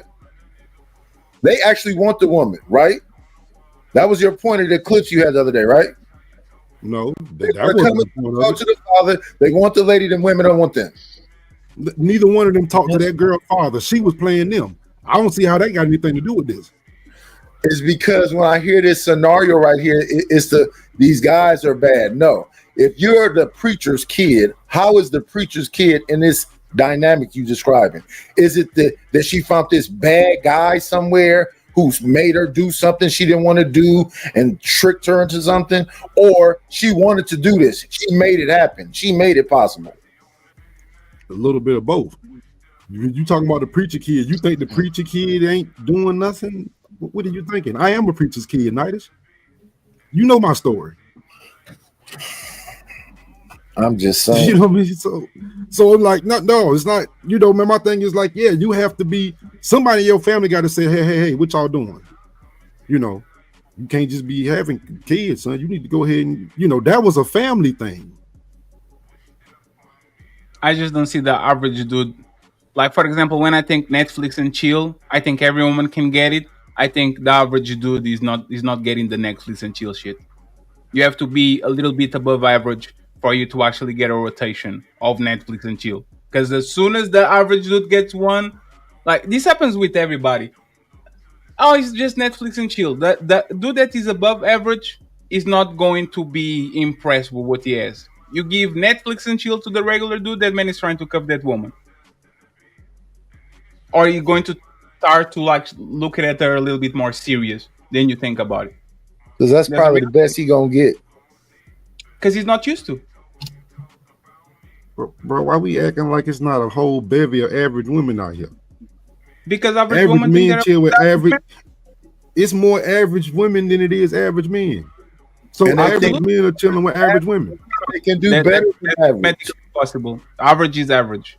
There's as many average women as many average men. The difference is they think that an average woman, which is a 5, thinks she's a 7, and the average man, by his results, probably thinks he's a 3 or a 4. And that's where the mismatch is when a woman is with a 7, she thinks she's actually qualifies to him when she's a 5, and you as a 5, you look at the woman that is a 5 and you think, oh, this is my woman, and by the way she treats you, you think that you are a 3 because she thinks she's better than you, and she probably is because she has better options. Not that she's better, she's more valuable. She has more value on the market. If both of you hit the market, she knows she's going to have options as a cleaning lady. If you are a janitor, which is probably the same level, you are going to struggle to actually get the same woman that you had before. Go ahead, my bad. No, it's all good. I just want to get obstacles and Caesar's Palace in, man. What's popping? What y'all think, man? Before I Hey, how's it going, everybody? How's it going, panel? What up? What up? Be good. Well, I came up because Callie was onto something when she was trying to give the age brackets. It is not the majority of women that have babies. As a total, they do when they get older. But if you look at 18 to 24, overwhelmingly, the majority, over 80% of women do not have kids. Yeah. So the narrative that there's no women that men can pick from, that's just not true. That wasn't what was being said. What was being said is that those 80% that are not having kids think they better than their equal. Yeah, I agree with that. Why would she if she's 6 or 7? Why would she mess with a 6 or a 7? You know, I'm with you. I'm with you on the other stuff. It was only about the numbers, which I don't know who said it. Someone was saying that it's not enough women out here because they all have kids. That's just not true. You just got to go between 18 to 24. That's the only thing I was saying. The second thing, go ahead. I don't think anybody said that. We know it's a minority, and we know that the young women having children with some old stuff that don't even exist no more. It's older and older women having kids now. This is true. I know I heard somebody up here say that the kids, women, we don't have, we can't find a woman because they have at least one kid. Somebody said, but that's all good. The other thing that was said about the kids, a man with kids and a woman with kids, I do not agree with that. I do not agree that a man should, even if he does have kids, should get with a woman with kids under any circumstances. I do not agree. And the women themselves on the panel also agree. They just want you to take the L. They wouldn't do it for their kids, their sons. They wouldn't want their sons to date a woman with kids, but they want you to do it. That should tell you everything it is right there. Yeah, I think they want you to take the loss. Yeah, Caesar, I think it's because I think the majority of people are pretty race loyal. So when we were looking at black men dating black women, and with the amount of kids that black women do have, we're just thinking about the reality of the situation. Right. But if you go to 18 to 24, that reality is almost non-existent. There's still like 80% that don't have kids if you stay in that range. 18 to 24, how old am I? Most men want young women. They prefer. What's the age? The age difference? Yeah, how old am I? If she's 18 to 24, how old am I? 30, 35, 40, 45. It doesn't matter for a guy. Mm-hmm. And that doesn't happen that often either. Those large age gaps, that don't happen that often either. That's the thing in the past. I'm only talking about the number because the narrative is saying that we can't find a woman because they all have kids. That's just not true. Now, if you go up to, if a woman between 40 to 49, then yeah, about 80 something percent of women, yes, they do have kids. Bro, But if you go younger, you're good to go. But 18, 20-year-old girls don't even know how to wash up. Yeah. And they already have 10 bodies. So even if you go low, it's still done. That's the reality now. They get active at 14, 15. As soon as you get to college, you think she doesn't have experience. Man, that's 2017. Yeah. I agree. I agree with that. It's just, if you're going to have some struggles, if you're going to have some traumas, the lower you go, you're going to have less likely of that. No, it's just the same all over. It's the same all over, kind of. And it's a game that you're playing all over. And you look ridiculous being 30 something, even having that kind of discussion. Although I understand what discussion you're saying, are you talking about? Somebody is more established. You're 30 talking about an 18 to what age? 18 to what? I see your program. Okay, I see. No, we just looking, bro. She young as hell. Her prescriptions aren't the same. She already got mad experience. No, that shit, the alignment just isn't there. And Caesar, if you actually I had the same opinion, right? Yeah, it's no problem. 35, 23. Yeah, actually the man is mature now. He has a car. Have you talked with these 23-year-olds? God. Okay, let me ask you. When we're on these panels, men and women, they just it's just weird. Like, there's something going. I don't know. Do y'all see a difference between a 23-year-old woman on the panel and, like, let's say a 35-year-old? Do y'all really see a big difference in mentality? On the internet, no, but on real life, absolutely. Yeah. Even because when you deal with them, right? Like when you deal them with there's a level, like these 23, 25-year-olds, they don't want to stay still at all, right? So you as a 30-something-year-old, the world now is moving slower. You actually know where things go. It's like a NBA player, right? You get in the NBA, you want to jump and run and all that. Now you are on another type of time. You are a veteran. You know where the ball has to go and all that. And you get a woman at that age, and all she wants to do is run. Do this, go there, go this, buy this. It's not, I don't know, man. It's difficult. I think you're going to have to pick your struggle, because the woman that, let's say, is 30 or 33, 34, 35 that you may get, she's going to have different problems. She's going to have more guys. She's going to have more trauma. You're still, no matter, you're dealing with a female, you're going to have a struggle. I know, you know, there's going to be issues. Man. But this shit go down. She young. She's not a kid. I'm not saying that, but 18 to 24, son, goo goo gaga, bro. They don't understand the shit you need them to understand. Period. Like what wavelength? And then you a lick for real. You know she's looking at you like you a lick, right? Yeah. But see, man, Nightish, Hamp, y'all know this, man. Hamp, these boys don't want to live this life, Hamp. They don't want to come in. That's the biggest problem. Oh, when I'm 35, I'm going to go back there to get 18. Hey, Hamp, they don't want all these kids we got behind us, Hamp. They don't want this life. You got to jump in that thing. Guess what? You can't wait till you 45, 50 years old talking about getting 18-year-old. No, guess what? She going to be 23. You got to be 27, 28.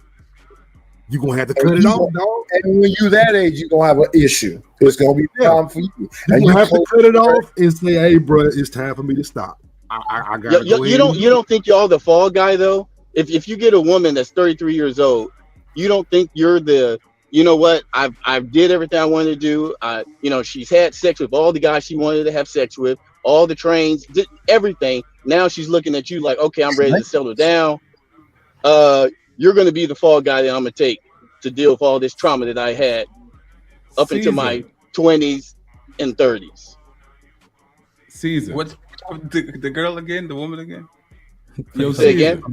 Go ahead. The woman again? Yeah. First of all, shout out to everybody on the panel. I didn't get to say hello, so hello to everybody.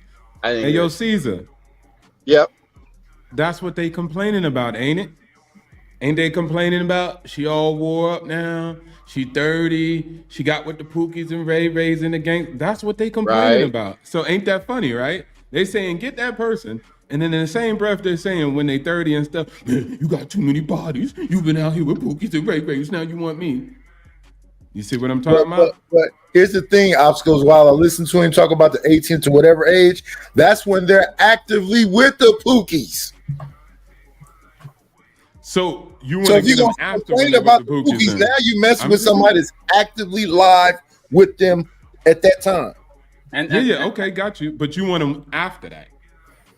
No, you missed the point. Okay, go ahead. The regular man doesn't have a chance to this woman at 23. This is why they have to Okay, wait. yeah, It's yeah. not Go ahead. he didn't Yeah. want the woman. This is not that the guy that works at CVS or is on the post office didn't want the woman at 25. He had to wait. And while he's waiting, and this is what we say all the time, you marry your woman at 30. You're probably marrying a hoe. And you don't know, but you're going to walk into the room, and the guy on your area that is the popular guy that drives the fancy car, that has the nice house, that got the woman, probably had their way with her. And it's not But just if- him. Got you. So, Fatty, if you could have your way, what you're saying is, or they just marry early, or they don't have that experience, and then when they're 30, then they'll be perfect for you. So women break rules. Women make rules for the men that they don't want, right? So this is what the woman is going to do. She's 25, beautiful, the world is their oyster. I don't want to get married until 30 and have kids at 32. If she finds the guy like one of these guys, she will break the rules and marry him at 25. But most of them don't. So it's not that the average dude is passing and saying I don't want her. It's that he can't. He's And not those going Pookies to. and everything, they're the same age as them too, right? They're 18, 23, 22. Yeah. They're the Yeah. same age. Yeah. Yes. Okay. So when she gets, But so wait, when no, she no, finds hold on. you Let's you walk. Can 35, I walk through this real she quick? might be Can I walk through lining this? you up. What? No, I got you. But let's just walk through it. You saying at that time, Pookie, Ray Ray's, boom, boom, boom, boom. Okay. And then you're saying she also doesn't want the good guys. I don't know what they got so far, but the good guys at 20, the same age, what are they doing? They can't get access to those girls, right? The same Yeah. guys that are age Those to the good guys, guys. little boys, yes. Let's go with that parameter. Yes. Yes. So she's I making the see where you're choices. going. No, you don't. I'm just asking. So No, and you're then right. she's making the choices that 'Cause she's we all making, had which is be with girlfriends the at wrong 23. guys. Wait, can you repeat again? No. I said you're saying she's just making the wrong choices, being with the wrong guy at that similar age and stuff like that. She's chasing the guys that make her wet. Yes. And when she doesn't get the guys that make her wet, at 30, she starts to chase the guys that make her happy. The guy with the house, the guy with the car, the responsible guy, the guy Yes. that can live very easy life. So Yeah. the guys that make her happy never get the chance when she's 23 and perfect. They only get her when she's damaged by the guys that make her wet. This is Yeah. usually how it goes. Because this woman will get married at 34 for the guys that make them wet. But these guys that make him wet are not the regular guy. They're top of the line guy that have multiple women. So why am I going to settle if I can fuck several of y'all? So whatever issues that you find with a woman that's past 30, more than likely she's going to have less of that at 21, 22, 23. Yes, actively happening to her right then. That's what we're saying, Caesar. It's actively, she's actively on the scammers, the whoever right then. That's when she's Come on, actively Nighties. We all had girlfriends at 21, 23 years old. What? We You all said had Mufasa? girlfriends at that age. So you rather take her later? No, What I'm Caesar, saying you is are most men, right? So you I actually would say right most in men had girlfriends at 21 I or can't hear. 23 years old. Say that again. Are they prepared to marry those girls? Because most men have girlfriends at 21, 23, 25 years old. Yeah, but that's not it.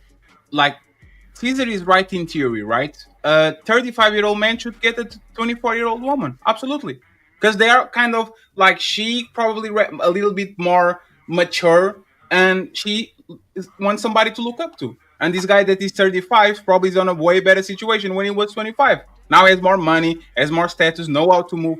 But the thing is, first of all, you marry people that are in your proximity. 35-year-olds don't hang around 24-year-olds for the most part. Like if you actually look at it, and if you actually like most people, they come looking. What'd you say? I said they'll come looking for those guys for the most part. No, but there's the look point. for those guys, Every right? time you date a woman that is 5 years, 10 years younger than you, she's going to hit you with the, my friends tell me that I'm very mature for my age. Meaning that she's usually used to hang around with kids or with people that are age 24, 25.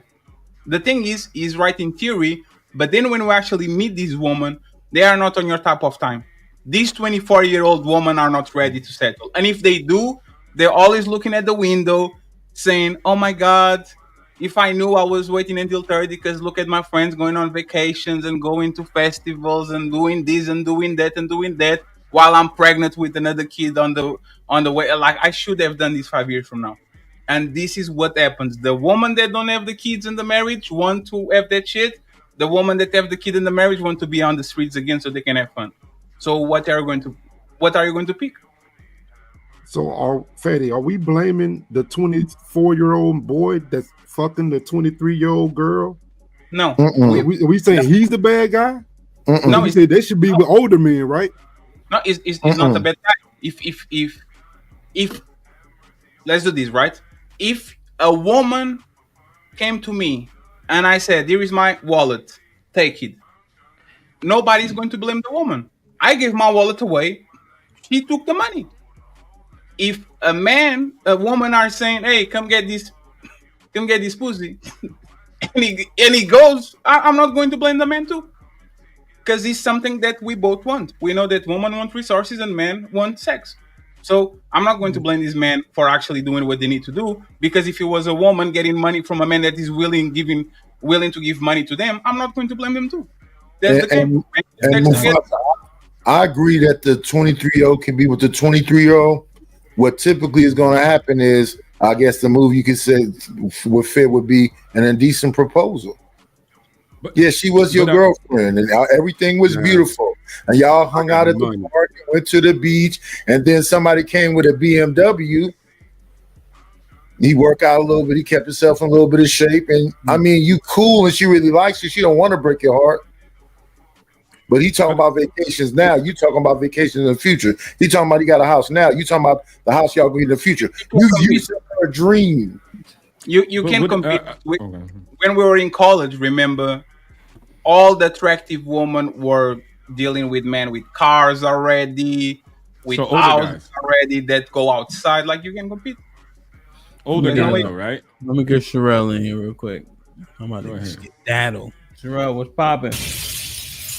I just came up here because all the women was gone. And hello. To say Mufasa don't be know what the hell he talking about. He is such a horrible example of a preacher's child. Keep your daughters away from preacher's children. Big Mufasa.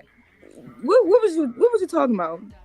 He been out the game for 35 years, thinking that the shit he went through still happening today. He's delusional. This man is delusional. Why you ain't tell Mufasa he's delusional? You're delusional. Ain't nothing new under the sun, remember? Mufasa. That's all I wanted to say. Yeah. Hey, Nightish. Come up here. Now Hamp, she'll be in tears now if I come up here and start jumping on her as soon as she on the panel. Put me in I tears. can't believe you. Why you do that in public? You attacked me for nothing. You see? You're supposed to be my friend. See? I appreciate you being a bigger person, Mufasa. He already bigger person.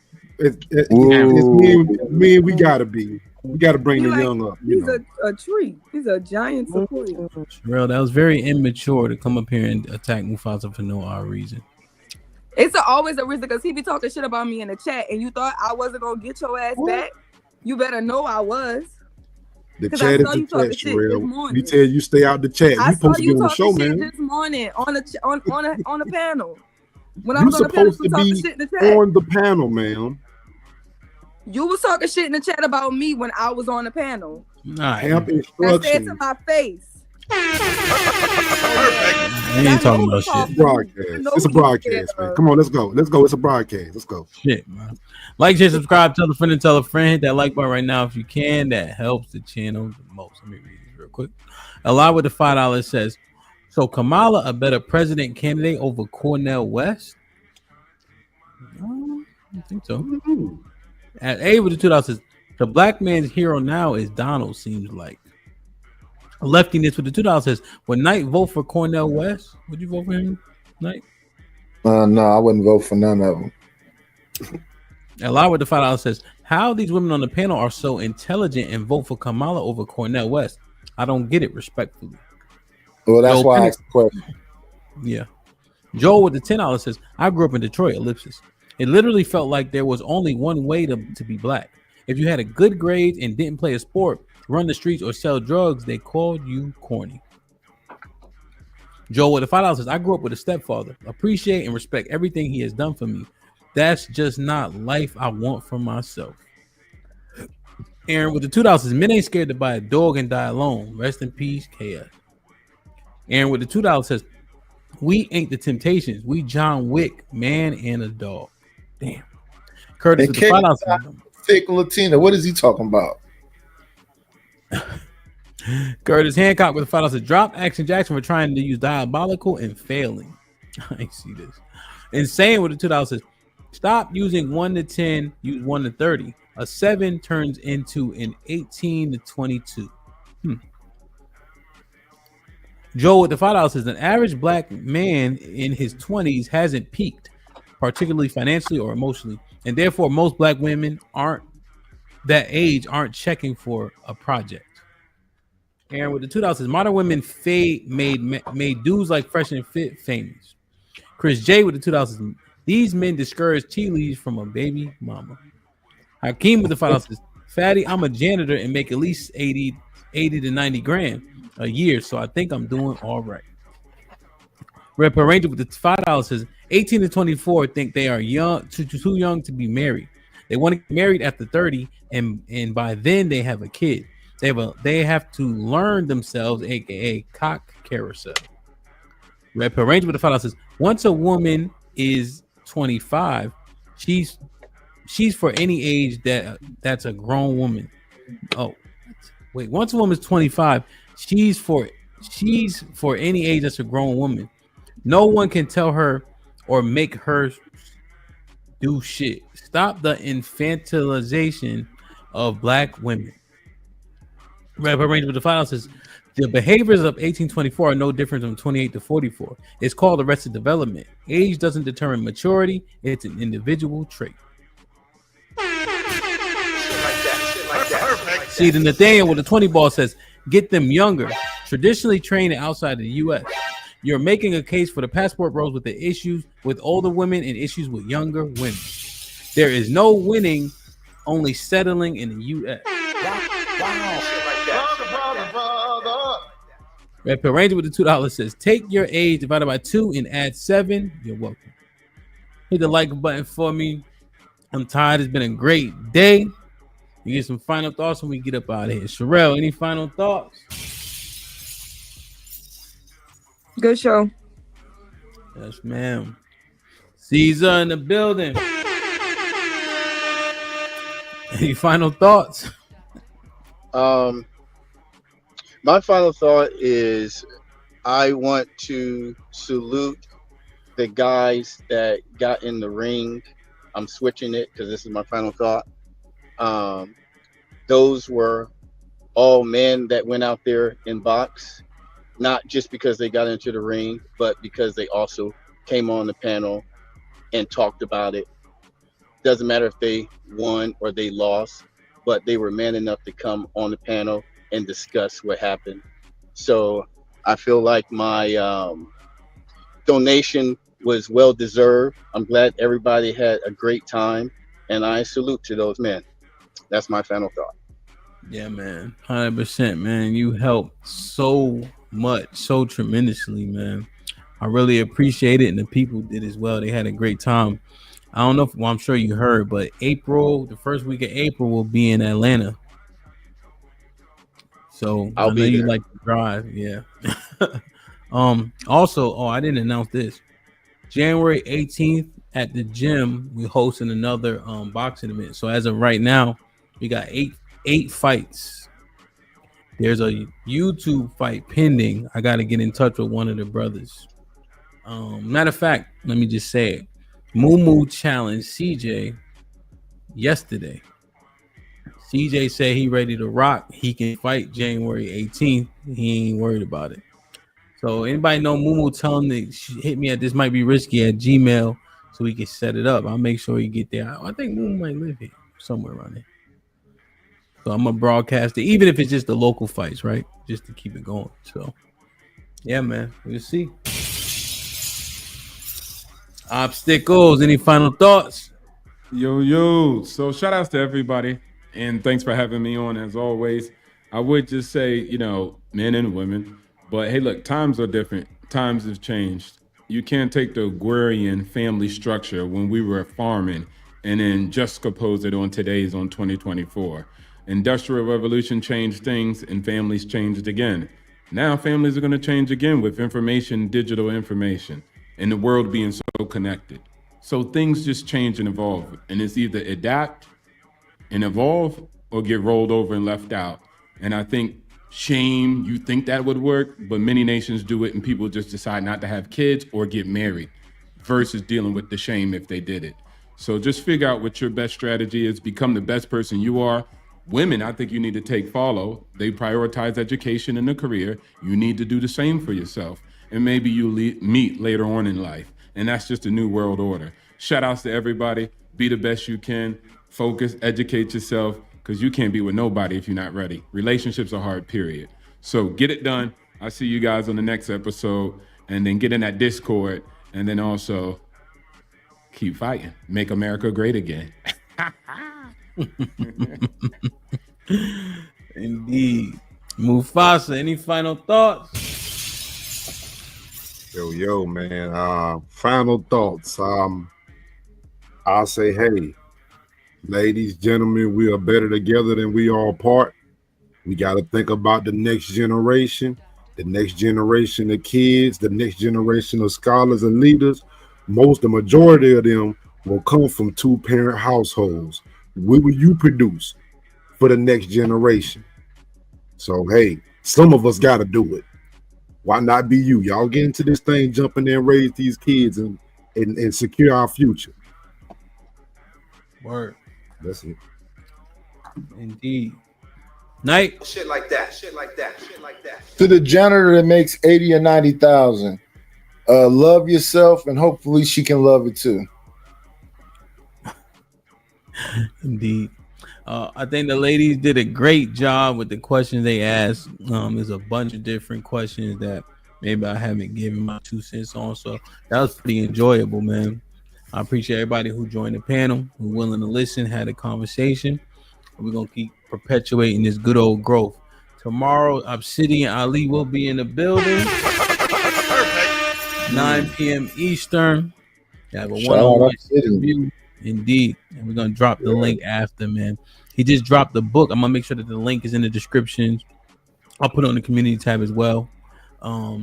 He just dropped it a couple weeks ago. He had sent it to me a little while ago in a PDF file. So now it's out. It's on Amazon. I'll make sure all those links are posted and all that. And we'll be with one of the goats of the Black manosphere, essentially. So that should be dope, man. That should be dope, and I've been trying to do my due diligence as best as possible. So it should be interesting, man. Y'all get some rest, be safe, do the right thing. I love and appreciate all of y'all. Like, share, subscribe. Tell a friend to tell a friend. We out.